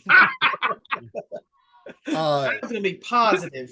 I don't even know who y'all are talking about. Cheers. to Yeah, you positive. do. Is it Yes, an you do. indie guy or somebody in the big league? Half and half. Oh, Sting. 90-80, 98. That's not right. 80-20. No, it's when you get too old to do the technical stuff, you fall back on the hardcore stuff so you don't have to quit. Perry Funk. No, I'm not going to say because I'm going to be positive. Yeah, Oh, we're not. look, there's Terminator. Who's that with Terminator X? The guy in the middle? It's getting It's in there? Aries. It's Oh, Aries. Aries. Oh Okay. yeah, I He remember was gone Aries. by the time we came to. Mhm. Head I injury. love little Matt Carter. Look at him. Yeah. How old were He's you? then? precious, ain't he? 20. 20. Yeah. You look kind of sad. Oh, you said you were nervous. I was scared, and it was like 7 o'clock in the morning. It was real early on Sunday morning. I gotten up at like 4:30, and I want to know if you showed this to Jinky. yes, she saw it. What was her opinion of 20-year-old Matt Carter? Oh my God, she's like, "He's so cute," you know. What happened? She took, yeah, no, now you're a fat piece of shit. Good Lord. No, I still Burning Matt Carter. I still got hey, my cheekbones are still great. You just can't see them because they're covered in fat. But no, she actually took a picture of the TV and sent it to my in-laws. Oh, wow. And then we sent them the link, and they were like, "Oh my God!" And my nephew Clem said that I had the Ric Flair drip. He's in his 20s. He's like, I said, I had the Ric Flair drip. I told Brian, speaking of Ric Flair, that I was going to go and get his energy drink and drink it on one of the shows and talk about what it tasted like. Reagan, I don't want you to get sick. Well, and I can't drink caffeine for health reasons, and I think it might kill me. Yeah. All right, so who are all these people? There's Let's see, Neil, is that Neil Leathers? Ben's in there. Ben, well, he just went out. Mine's kicking my ass in the corner. Yeah, there's Don Carson. Don. That's Yes, Neil Bentley Leathers. Darkness against Rick, Don Carson, and probably the Ghost Riders, Jack Anderson and Chris Wyndham. I don't see Jackie. I see Jerry. Yeah. Well, I see You know what I Chris Wyndham over enjoy? the left. You know what I think's so crazy about? There is no barrier between the crowd and the wrestling. They look like they're just sitting out in the middle of the floor. Yeah, we hadn't Look got at the that guy right there. we hadn't upgraded to the yellow rope yet. Right. And who was it, Matt, that told me that straightened me out on that? Sandy Scott from Crockett Promotions. Yeah, and he worked when he for was Smoky. working with when he was working with Smoky Mountain, and he talked to me, and he said, "Here's the thing." He said, "Put up a barrier, any kind of barrier." He said, "If you have a barrier and a fan hits the ring, you're at least 50% right for kicking their ass." He said, "If you don't have a barrier, you're almost 100% wrong." Oh wow, That makes sense because you got to get, yeah. Well, there's some big fat guy. I don't know who that is. That looks like a fan. Who is that? In the ring? No, outside the ring, getting ready to come into your view, right there. See him with the ponytail? Oh God, I don't know. This is chaos.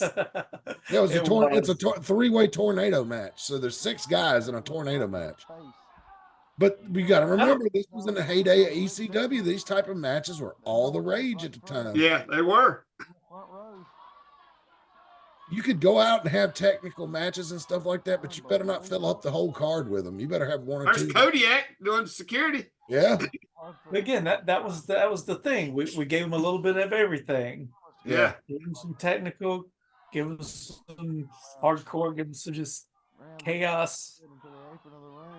I still think we balanced it even a little bit better than ECW, because if you go on Peacock and watch some of those ECW, the big shows in 96, 95, before they got pay-per-view, like sometimes the first 2 or 3 matches will be like just wild fights all through the crowd.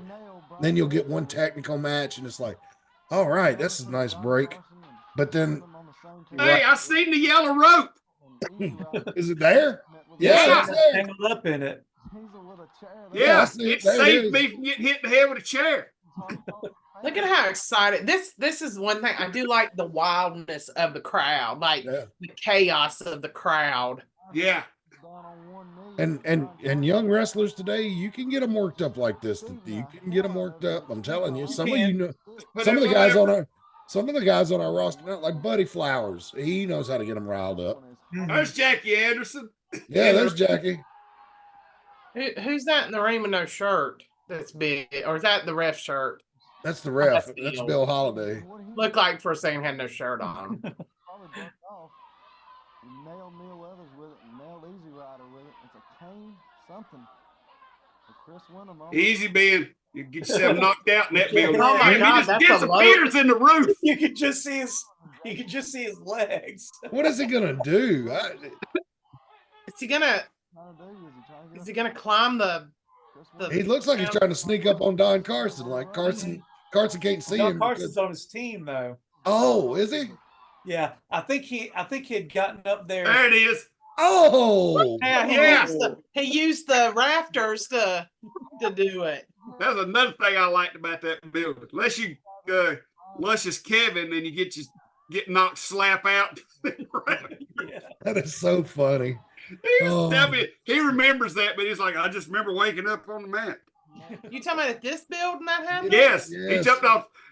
That's who it was, wasn't it, Matt? If Yeah, I'm wrong, it correct was me. good, yeah. I'm old and got a It's bad not- memory, but I'm no, pretty you're sure he right. jumped off the top rope, hit the rafters with his head, and it knocked him completely slap unconscious. Out. Yeah, he was asleep. It was sleepy time. And so the funniest thing about that was hear Terminator X tell a story. Like, I saw him do it and I saw him go down and I was like, well, we can, we were about ready to go home anyway. And so I went to pick him up and he was just limp. And so I thought, well, it ain't going to hurt him if I drop him on his head one more time. so Terminator X hit him with the 420 DDT and pinned him. And Kevin said he never remembered any of that. He just woke up laying on the mat looking up at the No lights. throwing up of the X in the mid 90s. Oh man. Yeah, I don't think it was this match. I think it was a match in Hoptown. It was like a weapons match. And I remember Ben coming at me. He had a pull cue in one hand and he may have had 2 pull cues. I can't remember, but he was swinging two sticks ninja style and he was coming right at me. And I'm like, this is going to hurt so bad. And he goes, wow, pow, and hit me in the side of the head, right on top of the ear, and then right on top of the head. And I was like, yep, that hurt really bad. But I mean, that's just what you do. But I was just like, and I watched it on the tape. I was like, man, that looked so cool. Well, there were so many wrestlers back in this time that would not work for us out of fear. I don't care what nobody says. They were afraid to come here. Oh yeah, because all the hardcore stuff. Look Now at this. that Oh, that is dangerous. That was fucking dangerous. is how you. That's how you stuff somebody, boy. I had never seen it done off the ropes. Who did that? That Ben did it to Neil Leathers or Jack? Yes. Or is that Well, at least Jackie? he did it. At least he did it to Neil. Yeah. So But I mean, because I remember after Deal with the Steel, that was 98. Hang on a second. Don't bother selling that fucking running tombstone pile driver, Neil. Jesus Christ. did he just pop right back up? Yes. Typical Neil. Mhm. Yeah. You had to beat the actual shit out of him to go down. Neil Leathers was AEW before AEW was cool. He was, as I've said 1,000 times, the only scar I have is from Neil Leathers. Well, that So Oh, I'm Ben pretty just, sure- I think Ben put him down for a few seconds right there. and then hit him with God, the man. chair as hard as he could. It looked like it. I mean, I don't think he did it as hard as he could, but he wasn't definitely Hey trying not to down, hurt him. Neil. Beat him. But I remember it was Deal to Steel 98 toolbox match. And I don't think Chucky Baby ever come back after that. No, he didn't. No, Because he said that we were just too crazy. Who was the bald guy fighting? I don't He's know. running around the ring. Who is that? I have no clue. This is like chaos.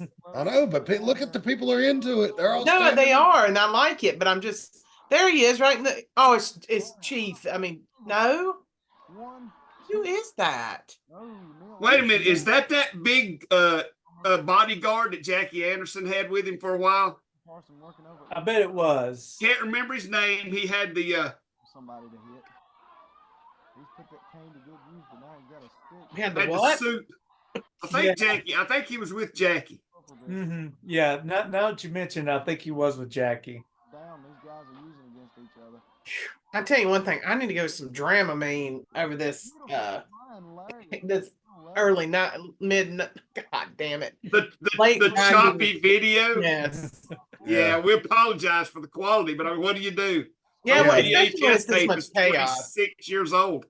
Yeah, but like if you watch, like on my end, it's smooth because we're broadcasting it through Zoom. That's why it's choppy. Yeah. But the good thing is if you're watching on YouTube, first thing, if you're watching on YouTube, please like, subscribe, and ring the bell. We're almost to 1,100 subscribers. I need 2 more. And that'd be great if we could get over that hump in the next few days. But if you're on YouTube, it actually cleans it up a little bit, and it's not as choppy as what you're seeing now if you're watching live. Yeah, because you're going through a couple of players here, right? Yeah. Well, the thing about on the Facebook, like if you're watching on Facebook, it's not that choppy. Yeah. I mean, it's a little bit, but not like while we're watching it. So it's Well, plus Matt's got the screen blowed up for us too. So yeah. So, I certainly do apologize for that. There's just we're limited with what we can do with the technology we've got and that we had back then. Right, Everybody liked a damn Singapore cane back then. yeah. Well, remember that kid that was in Singapore from the U.S. that yes, vandalized all those cars? yeah, and they beat the shit out of him with them. Yeah, there was a whole international incident, and finally the U.S. was like, you know what? He fucked up in your country. Do what you will. Yeah, he was rich. That's why he thought he was going to get away with it. There's some places you don't go and fuck around, because then you fuck around and you find out. That's right. And speaking of follows on Twitter that you need to do, go follow, fuck around, and find out. And you see people get what's coming to them all the time. I saw today a lady thought it'd be fun to tease a bull that was running loose. Yeah. Good Lord. Yeah, she found out. I'll bet. It looked like a football flying off a kicker's foot, man. I'll tell you, man. If you've ever been to the rodeos and seen somebody not like get gored with horns, but like, a good square headbutt from a bull and send them flying. Yeah. It's I don't think it ever was. This has been chaos from the outset since the bell rang. I feel sorry for rodeo cowboys because most of the time when they ask the crowd, "Are you pulling for the Cowboys or the Bulls?" People always pop for the Bulls. And it's a game to the Bulls. They know the quicker they throw that rider and get gone, they can go back and enjoy some nice cold water. So We'll get a new printer. it's starting to thin out a little bit here. Did Jackie Anderson have a cane or was that a crowbar? It's a cane. The cane, which I'm not 100% positive, but it may have been borrowed from a fan. Oh, I'm sure they like Jackie at this time. I like how Jackie used Brian to Yeah, like Iron Horse. Yeah, put the chair over Iron Horse, then ram my head into the chair. That was pretty cool. I don't know, man. It looks like the Ghost Riders are starting to get control of this match. There's just Wyndham back in there. Yeah, well, what's getting ready to happen now? I remember I was lying on the mat, and I was like, "Okay, I'm going to watch this." Oh, this is the leg line. Yeah, I was like, yes, I remember this. I was Watch like, "This is getting ready to Chris happen." Wyndham. I'm right here, And I'm Here it like, comes. Oh man, Yeah. was that Ben? Yeah, as Yes. been doing that on Big Jerry. I mean, Yeah. Any of you fans are confused when we're talking about Chris Wyndham and you hear us say Ben, that was his real name. Yeah. Yeah, To clarify. yeah. He grew up, Brian. Yeah, Yeah. Yeah, even before wrestling, yeah, he would come over every weekend. This is the most amazing. That was such an awesome yet dangerous move. Yeah. Especially with the people located so close to the ring. They were only about 3 feet away from the ring on the other side there. Yeah, and on such a big guy like Easy Rider. Yes. I said Big Jerry. That's what we called. That's what we called him. Yeah. But yeah, we called him Big Jerry for a reason. He was Huge. yeah. He was Not a guy you want to upset. No. But if you didn't upset him, he was just as nice as could be. Oh yeah, God, yeah. He was yes. one of the nicest, gentlest guys. And he was humble, quiet. Yeah, You know. yeah. I remember him telling a story about when he first got married and about how awful his wife's cooking was. But he was like, she made me a pot of beans and it was nowhere near done. And it's just like, how you like it? He's like, it's good. And he just choked it down. I was like, man, what a nice guy. Was that Ms. Harley? Yeah. Yeah, it was. I see what That's been bad news if you're watching. He didn't like your cooking, but he liked you so much that he pretended that he did. Yeah. I can't believe they haven't gone out in the parking lot yet. I'm lucky. I married a good cook. I am very fortunate for that. She's not a very good baker, but she's a very good cook. But if it involves confectionery stuff, it's probably going to get fucked up. But it's just because of the lack of experience, though. You know, she knows how to. She'll get there. Yeah. Well, I told her she needed 2 cans of frosting for a cake that size, and she didn't believe me. So, but anyway, Don Carson got Neil Leathers. Oh, I know Don. The move everybody hated. Yeah. yeah, for good reason. Spinning backbreaker. There was nothing you could do to protect yourself from that. Just tuck your chin, arms straight out, and pray while you had your head down. Yeah, I even asked. I don't know. I talk a little inside baseball. I mentioned when we had that match where I was against David Webb, and we both picked wrestlers to represent us. Oh, that ended abruptly. Yeah, because they ran out of tape. That's a main event that night. Oh, okay. We didn't get to film the whole thing. The VHS tapes, man, only held so much. Yeah, you could only do 2 hours on each tape. If you did any more than that, you were done. Yeah. And people say, well, I recorded for 6 hours on my VCR at home. Yeah, you could adjust the speed in a VCR, but not in a camcorder. It filmed on SP, and that's all you were getting was 2 hours. Yeah, that and it gives you lower quality. The faster the more room. Oh, that's you right. had on there, the lower the quality. SP and EP, what's that? Yeah, Extended play and standard play. SLP. Oh, Yeah. well, there were 3. Yeah, there it was was a middle one. SP, Well, LP. Some Yeah. players had 3 speeds. Oh, God. Oh, hell. This is going to be Just the- ugly, y'all. So if you got a weak stomach, you can see the ropes are gone. That's barbed wire Yeah. around the ring, just This attached is where to you the ring. ripped your leg. Yeah, Yeah, he's still got and the it scar. happened very early. I'll show you. I show you exactly when it happened. Because you still have a bad scar from that. Mhm. I know on the original tape you could actually see it. Yes. Yeah. His leg. Yeah, you could see the wound opening and closing. That's disgusting. Oh, I think you're going to be able to see it on this too. The quality looks pretty good. What kind of shirt are you wearing, Rick? It looks like it has a bullseye on the back It of it. does. that was me taunting another wrestling company. Mhm. Been doing it for 32 years. Yep. They was another company that was in this area, and that was me throwing, what is that called? Throwing shade at them. Yeah, throwing Dude, good shade. job. Good job using that correctly. Who says I ain't hip, right? It was That right was- right there. Yep. My Was leg it got there? caught. I thought it Yeah. was when it was on the other side. Nope. It was No, there. I fell right there, and that strand got caught in my jeans, and was and then caught my leg and opened it up. Does it bleed? No, that's how deep it was. It was so deep that it didn't bleed. Yeah. Yeah, that was fucked up. Yeah, because I remember looking down and I'm like, I'll just see how it bleeds, and I'm like, where's the blood? I'm like, that's not good. It's not good either. Ugh, I'm glad we weren't together then. I don't think I'd have been able to take that. Yeah.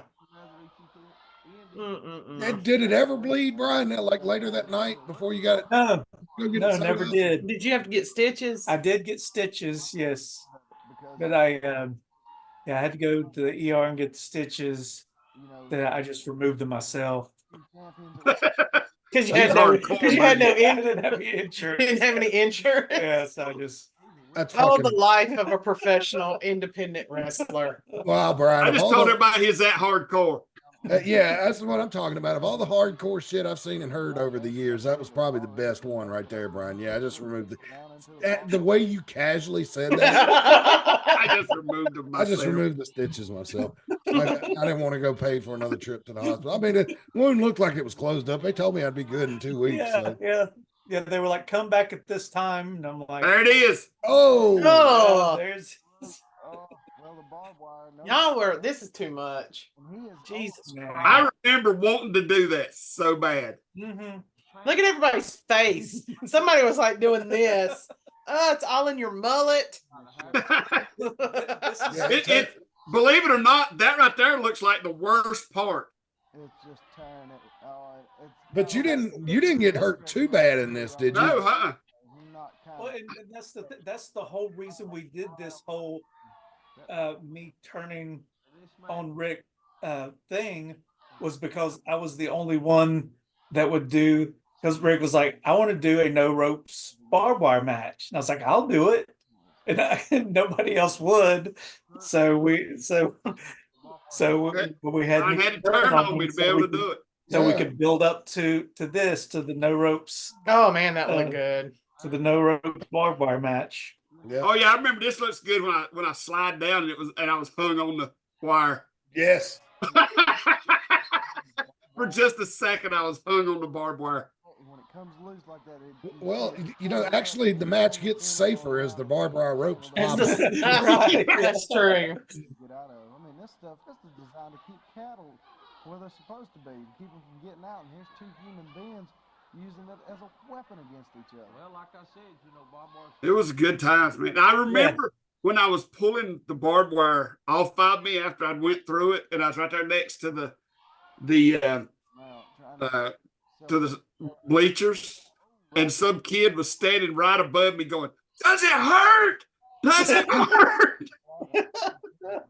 This is I'm like, actually "What?" Veterans Park. Just to point it, this is actually Veterans Park 2. We're just shooting from the other side than you saw in the Bad Brad Joni Lee match. Oh.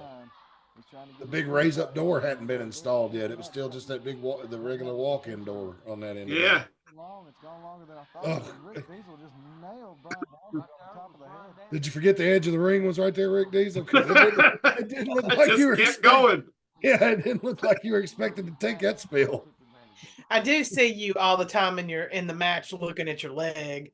Like every once in a while, I'll see you look looking at down it. at it. Yeah, that's what I was doing. I kept keeping an eye on it, and I'm like, man, there's still no blood. See, I'd totally miss it. I'd totally forgotten when it happened in the match. Yeah, it was that early, Yeah. and it's like we'll just see how it does. If you watch this on a big enough screen, you can see it. because I've showed Jinky this match on our big old 75-inch TV, and you can see Yeah, it. right there. You can Yeah, kind of see it there.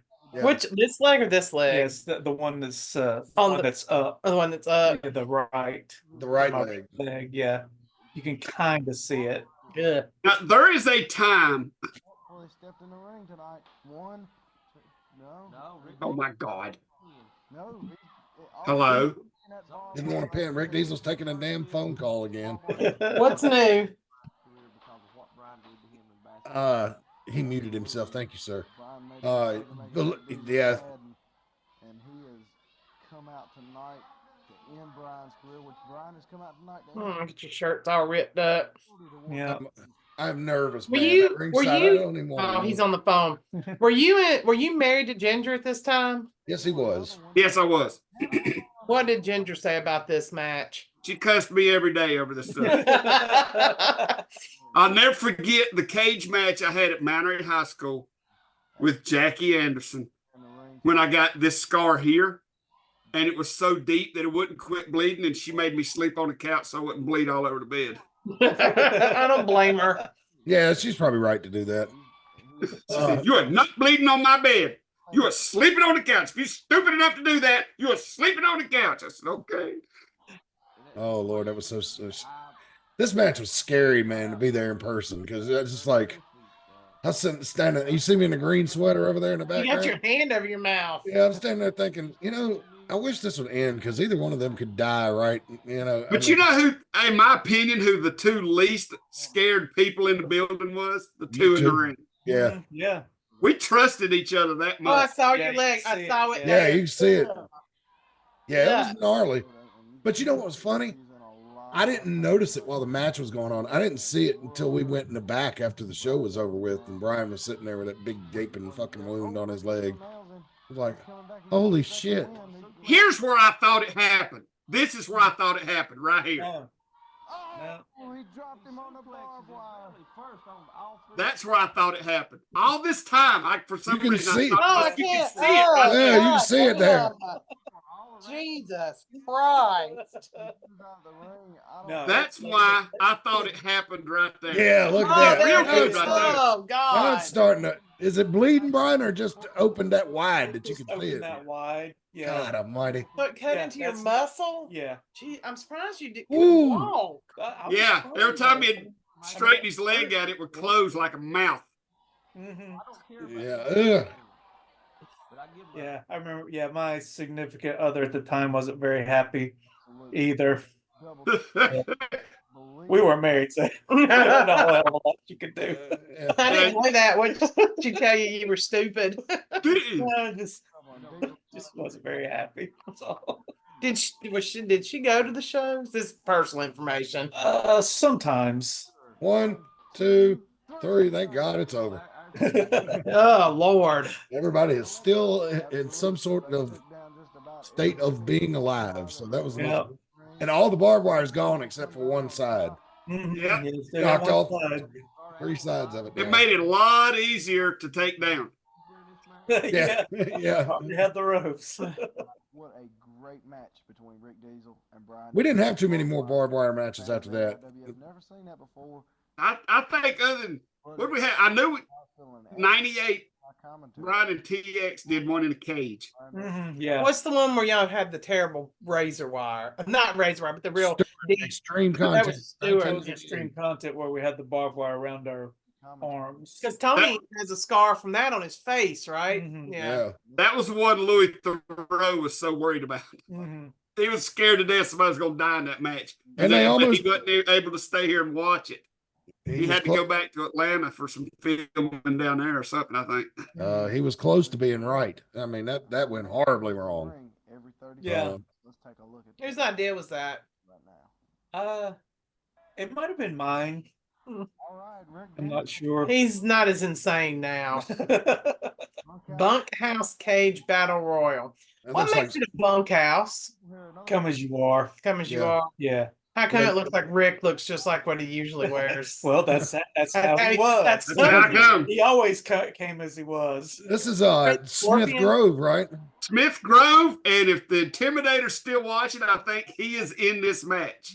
Yeah, no, this is like a Royal Rumble type because you'll look in the background, you can see the scoreboard counting down. Yeah. So every minute or two, somebody else comes in the ring. Now, how do you? I see the referees in there, so I guess you can eliminate people by pinfall. Pinfall or I don't know, but it submission. looks like, is that Don Hopkins? Looks like he's just chilling. Yeah. Well, there's probably not a whole lot you can do at this point. Yeah, There's, This is the old. his red, still the red Scorpion.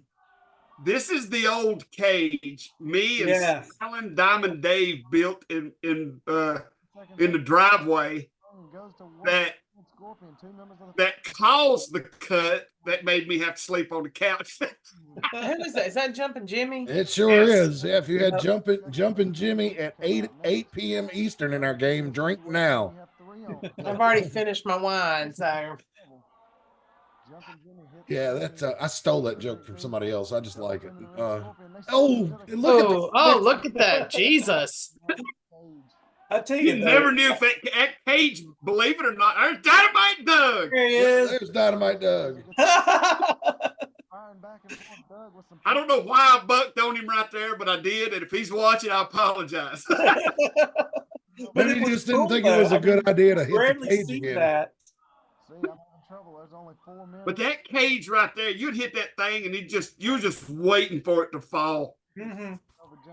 Yeah. But I got the idea from Memphis. Well, I was gonna say it's it looks more sturdy than some of those Smoky Mountain cages. Yeah, It was it the sure does. Believe it or not, wood that and the cage chicken was wire. pretty sturdy. Yeah. It was just it was flimsy in the middle, you know. Yeah. And it was not long after this that Daniel introduced us to the cage, to the legendary cage Mm-hmm. Yeah, that everybody loves so good. Yeah, the deal with the steel 98 cage. Yes. Yeah, God, I miss that cage. That is the cage that I tried to copy as best I could for the one we have now. I think you came real close. Yeah, the only difference is that cage was open. You could go to the floor on two sides. The one we have now, you go to the floor on one side. Yeah. Which I kind of like having one side that you can go on the floor on, but then having the other three sides having cage. It turns out it is it does work better. Mm-hmm. Oh, Rick Diesel getting the old cheese grater. Yeah. You don't see guys do that these days. They're afraid to mess up their face. Well, yeah, because they can't bleed. I always liked how Doug now, believe it or not, the emblems on his outfit, on his gear, it's a stick of dynamite broken in half, but it looks like two Sasquatch hands giving him a big hug. It does. It does. Oh my God, burn it. Oh, there's the Intimidator. Yes. The Intimidator. Big Dale Earnhardt fan. Mm-hmm. Yeah. You ain't kidding. I remember when he first used as his entrance music, whole lot of shaking going on. Oh, Jerry Lee Lewis. I could not stop laughing. Jerry Lee Lewis. Come on over, baby. Whole lot of shaking going on. But you know what? I liked working him just because I could have so much fun just trying to do things with him. And you'll see it in this match. I just trying to do things with him just to make myself look stupid. Mm-hmm. Yeah. It was like a goal of mine. And he was the guy that we had the big lightweight title controversy that time where I can't remember how we done it, but for some reason we raised the weight limit for the lightweight title to 400 pounds so he could. That's incredible. I remember one time the Intimidator. I was at one of my first shows we did in Elkin, and he put a guy in the corner and was going to do like a running King Kong Bundy avalanche. See how I just bounce off of him like 10 times? Jumping Jimmy, Brian, everybody's trying to. Mhm. I came as I was in my jacket. I'm wearing my hoodie. Oh, Barnabas. Brian Danzig on his way to his car, and then somebody said, "Hey, man, Wait a in minute. the battle royal, go now." Why are you wearing a jacket? Well, it's come as you are, bunkhouse. I've never. Oh yeah, was it that stupid black jacket with the hood on it that I hated? It's blue. Oh, blue. This was blue. Yeah. That's how much she hated it. She don't even remember what color it was. Couldn't I remember what did color for it some was. reason, and now he wears one just like it, and it doesn't bother me. So that's what happens in 24 years. Now that right there was the curse of being Rick Diesel. Who's that? Rick Aries. Diesel. Aries. I didn't wear. Well, that's Aries, yeah. The Yeah. curse of being Rick Diesel is everybody wanted a shot at you. Oh yeah. Just because it's like, yeah. That's why I hated battle royals, because I had to go through everybody. They seem like This might be the one. Who is that with the bald head? Is that Major Havoc? yes, it Yeah. is. I think so. Yeah, I think so too. Okay. I can't remember if this is the battle royal, but there's a battle royal that we done sometime that somebody had a bet with Cyclone that he couldn't slam me or something. I can't remember what it was. And I run from him the whole match. He chased me around the ring just to try to slam me. I can't remember if somebody bet him he couldn't. Yes, that's what it was, I believe. But yeah, he chased me the whole match. And I can't remember if it's this battle royal or another one. But Steve is watching. We'll find out if Cyclone comes in the ring. Nobody's been eliminated yet. The ring's really filling up. Yeah. Yeah. And the funny thing is, that's obviously somebody who just wanted to see Cyclone slam Rick Diesel. Yeah, there he is. There's Cyclone. no question. they see there I go. Hiding behind the Intimidator. Because there is no question Cyclone could probably have slammed the Intimidator. If he Yeah, wanted to. God, he was so strong. Right. And when he slammed you, it was like you hit the floor, like you went through the ring. Yeah. Yeah, Yeah, he was a very strong guy. he slammed me in practice one day, and I remember that being and then Johnny Reb dropped an elbow on me, and I remember thinking any desire I had competing in wrestling died that day.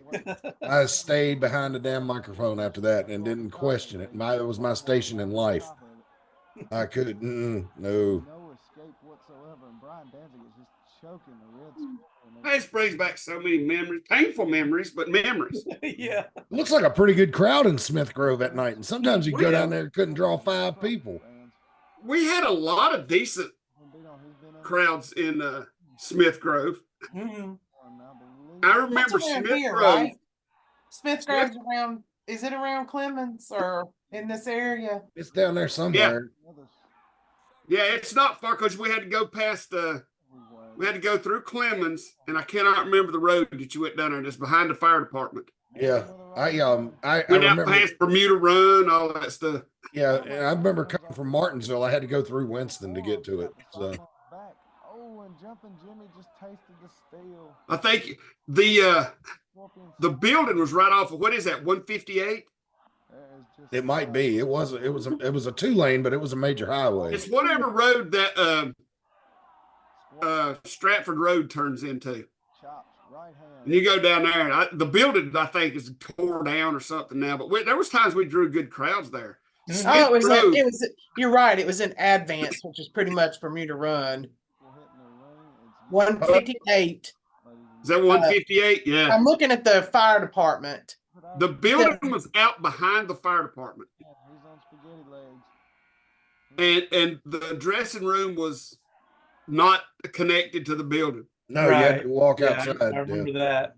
Yeah. That was where you tried to hang Jackie Anderson. I thought that was one of the Yeah. coolest things. We got yelled at by one of our TV people for showing that on the air. Yeah. I don't think who that is in the singlet. That's that's Johnny Reb, ain't it? Yeah, that's Johnny Reb. Yeah, oh yeah, it is. I guess I didn't recognize him with the pants. Yeah, he's wearing pants. Yeah. That's funny. Yeah. Oh, I heard something funny on the internet this weekend. Sky Blue It's says hard to recognize Johnny Reb when he's wearing pants. it's Chris But Wyndham. Smith Grove was the place where Dr. Love got over so big that somebody brought a sign one time. I remember seeing it on film. Somebody brought a sign that said, Dr. Love 316 means I just broke your anus. I seem to remember that. Yeah. Do you remember when Dr. Love won a date at Pizza Hut with Chris Nelson? Yeah. Yeah. There's Butch Steele, people. Still, Yeah. There's a lot of things Chris Nelson did at a Pizza Hut. That's where he lip kissed Buff Bagwell. The other side comes down on Aries with a double axe handle. Jumping Jimmy's back on his feet and hammering away. Yeah, speaking of come as you are bunkhouse matches, I remember seeing Ric Flair in one, and he's wearing khakis and a polo. Yes. It's like that's as bunkhouse as I get, not wearing a tie. Yeah. I wear polos and khakis. Yeah, that was like, Alligator loafers. That's dressing down. That was dressing down for him back then. and that was one of the first ones, either in 85 or 86, that he did that. Mhm. Yeah. I thought that was so funny. Was that Butch? We already said that. That's Butch Yeah, Steele. Butch Steele. Cornette said there was always different levels of excitement among the boys about those bunkhouse stampedes. Like some people would like go hit up Nelson Royal and get some Western wear, you know, especially for it, and like really get into it. And then other guys would just like put a t-shirt on, you know, with their wrestling trunks and go out to the ring, you know. I feel like that was probably there's Iron Horse when he was a prison guard. Yeah. And he would get mad because his name was the Enforcer, and he would get mad when people would chant "Boss Man" at him. Like, Well, man, yeah, you're because wearing you're Big Boss Man's outfit. I'm sorry. you're flagrantly stealing his gimmick. Come on, man. Right? Yeah, don't get mad when people call you out on it. Damn gimmick thief. Excuse me, sorry. Oh Lord. Damn you, Cyclone. I looked up at him, I was like, oh shit, he got me. Did he slam you? I can't remember, but he found me. That was what worried me. He found me and he tried to crush my ribs out my back. Yeah, Cyclone always had a reputation of being a little. Here it snug. is. Yep. I don't know if Don Hopkins counted him out or not. Oh, What Cyclone did have a reputation of being a little snug, didn't he? yes, he A did. little bit, yeah. Which Yeah, a I don't know little if it was his fault or if it was just he was so strong that he was pulling and but he's still hurt. Look at that blood stain on the canvas. And I mean a fresh one too, right about where Rick Diesel stands. Oh, look, camera switch. There's King Cobra. Oh, I remember him. Ooh, I know that case. He's bowing. I know. He let me watch his still. King Cobra let me watch his boa constrictor take a shit one time. Very interesting. Very interesting. I watched one throw up a mouse one time. That was really terrible. I wonder why they couldn't keep it down. I don't know, but it was in the middle of his stomach and it like started coming up and you could watch it passing. It was the grossest thing I'd ever seen. This might have been bad or something, you know. Maybe it gave a snake a tummy ache. Indigestion. Yeah. But Don Carson goes right after him. It seems like, Brian Danzig now, a couple of knees, smiling down. if I'm not mistaken, in this match, when Intimidator got pinned, it's like everybody just kind of piled up on him. How do you win this match? Last man standing after pin or fall or submission, I think, wasn't it, Brian? I think so. So you have to, okay. Yeah, because I mean, Still imminent. the only other option would be you would have to throw them out of the cage. Yeah. I don't see the clock on the scoreboard running anymore, so I think everybody's in. Everybody's in. Saved his partner, Smiling Diamond Dave. Shawn Michaels got rid of that WWE rule, right? To escaping the ring to win. I've always hated that. Yeah, me It- too. Yeah, I think they have switched that in NXT that you no longer escape the cage. It has to be pinfall or submission. Which I always thought that was so stupid to do that. It's like the biggest coward wins. Mm. Yeah, well, if you see, if you go back to SummerSlam '94 and watch Owen Hart and Bret Hart do it, they do it right.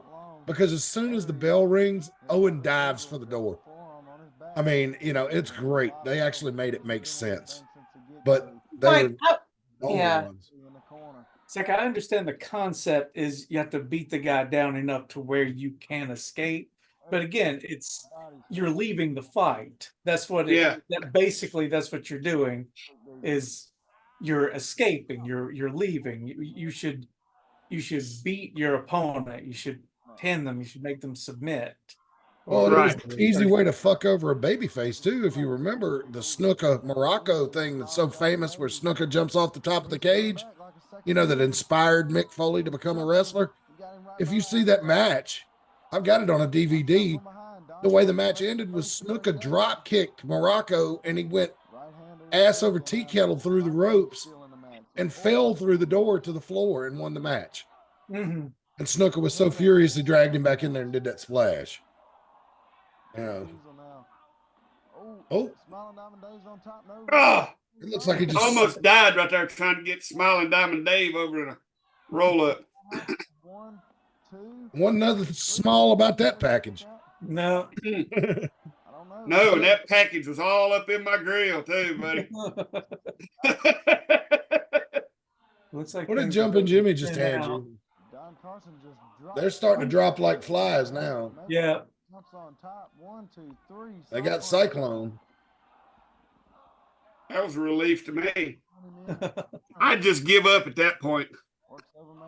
You see it in my eyes when you had me that time. I was like, well, I might as well just take it. I apologize for the quality here, folks. It's these are old VHS tapes, so bear with us. We cleaned them up the best we could. Yep. 1, 2, 3. Bye-bye, Major Havoc. Yes, getting down to it here. Hey, how appropriate is it we're watching a battle royal here, getting into Royal Rumble season? Only a few more weeks. Yeah. And it was Royal Rumble style. Everybody coming in like every minute. Yep. Good old timed intervals. Doing a smart thing. He's staying away. 1, 2, 3. Johnny Reb. Did he beat him? I believe he did get the 3 count on Rick Diesel. Poppy said, get out, Rick Diesel, you're done. Well, looks like They were getting eliminated so fast, it was a line to get out of the door. the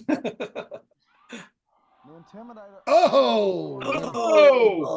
Oh! Who took out the worst of that, Brian? You or Major I don't Havoc? know. Intimidator. Let's see if he kick out. Cover 1, Nope. 2, 3. Brian Danzig's been It must have been a different battle royal where everybody piled up on, or it could have been where we was all piled up on Cyclone. Yeah, I bet that's what it was. I bet that's what it was, because we all Yeah, 'cause piled the up on Cyclone got Cyclone, 'cause he could eliminated, bench then press probably- any of us. Yeah, that'd probably be about the only way we could have done it. in this match. I don't remember Dale having that much hair. Yeah, he did. He used to have a lot of hair. Oh, sorry, Johnny Reb. God damn it. Jesus Christ. What? You mean his name wasn't really Johnny Reb? Oh, What a cool! That wasn't a big coincidence. I've been fooled all these years. Did you know there was a Johnny Reb comic book at one time? Have you guys ever seen that? You could Google it, but there was a Johnny Reb comic book at one time. He was a Yeah, I super- mean, I believe it. yeah, I but yeah, believe I don't remember. I don't remember it. Oh, I think it was before our time. I think it was like Oh in the yeah. 40s or 50s or something like that. But yeah, there was a Johnny Reb superhero comic book at one time. Mhm. Well, they could get away with it back then. Now they just use it for fire kindling. Hey, there's that infamous Intimidator clothesline that hit you twice. Yeah. Hit you twice. Yeah. Yeah, he had this right here under his arm, Uh-huh. and when he would clothesline you, this would hit you, and then this would swing around and hit you again. So you get popped.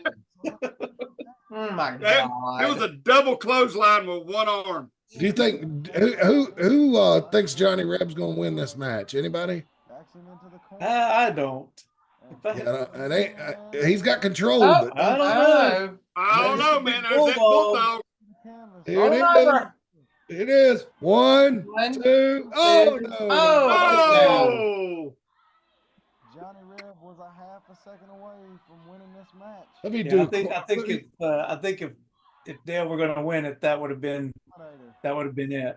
Get back up. To quote Corey Graves, you can't get any closer without the bell ringing. This man is, you gotta stay on him. He needs to keep working on those legs, but he Irish whip rope. now if he hits him with this slam, there it is. Ooh, Yeah, 1, 2. Intimidator slam.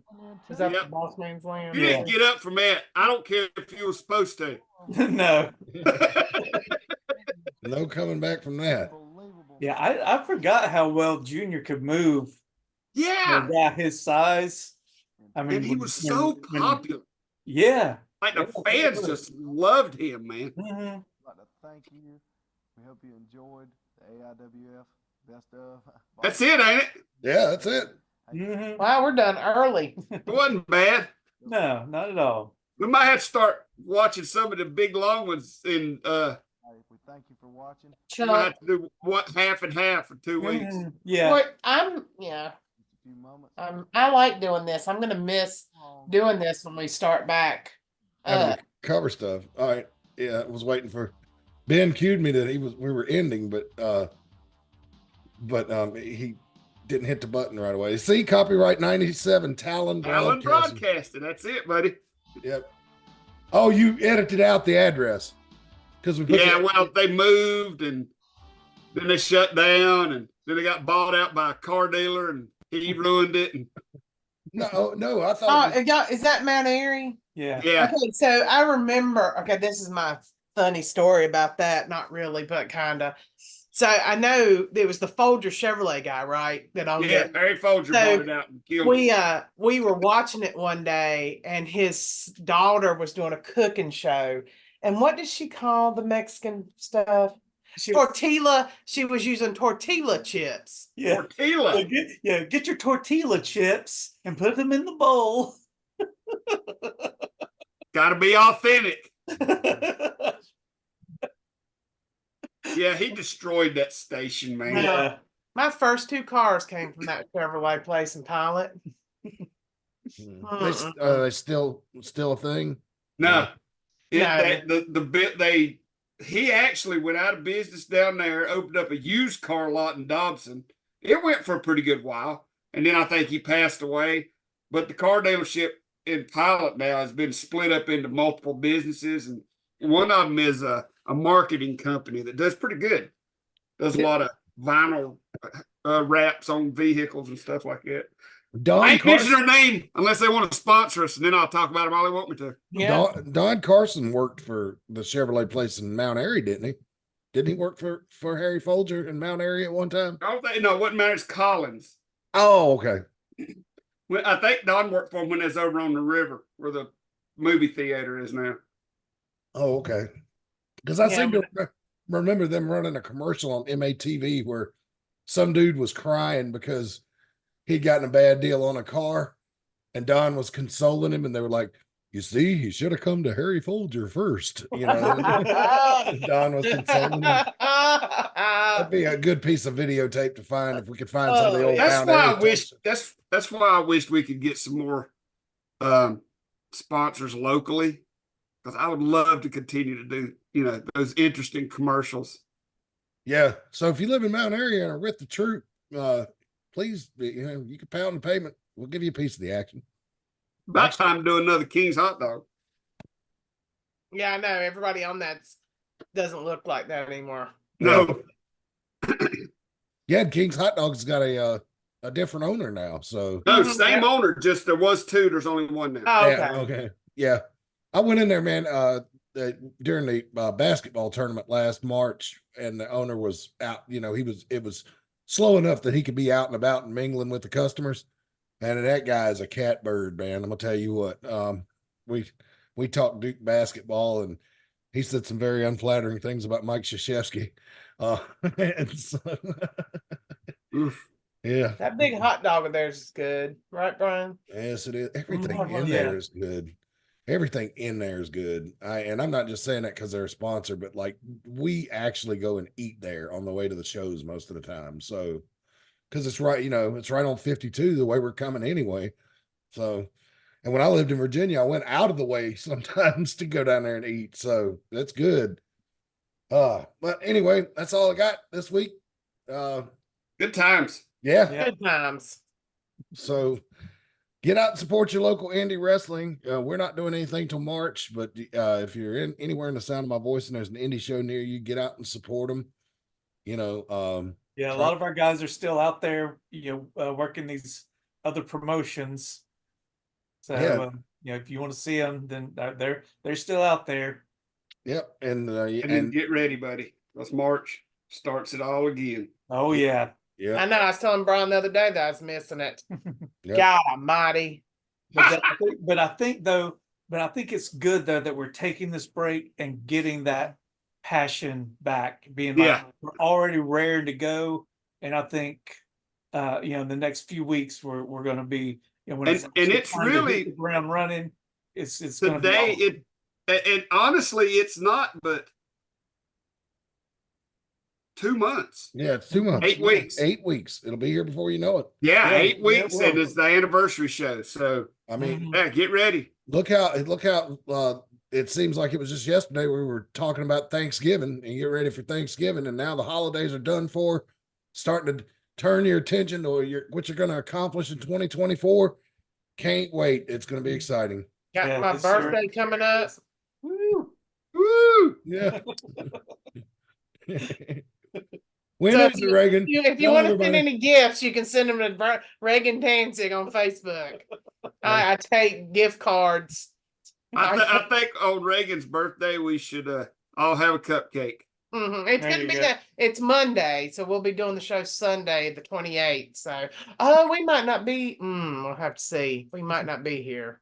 Well, on an interesting note, we can do it from wherever we're at. Yeah, we might not be. I might not be able to do the show on the 28th anyway because I got to go to Raleigh that day. So, that might be. Well, on an interesting note, if you'll notice on the schedule, the season finale for season 32.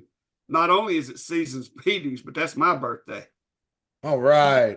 Last time we had a show on your birthday, it was fun because I was naked. They brought you a cake.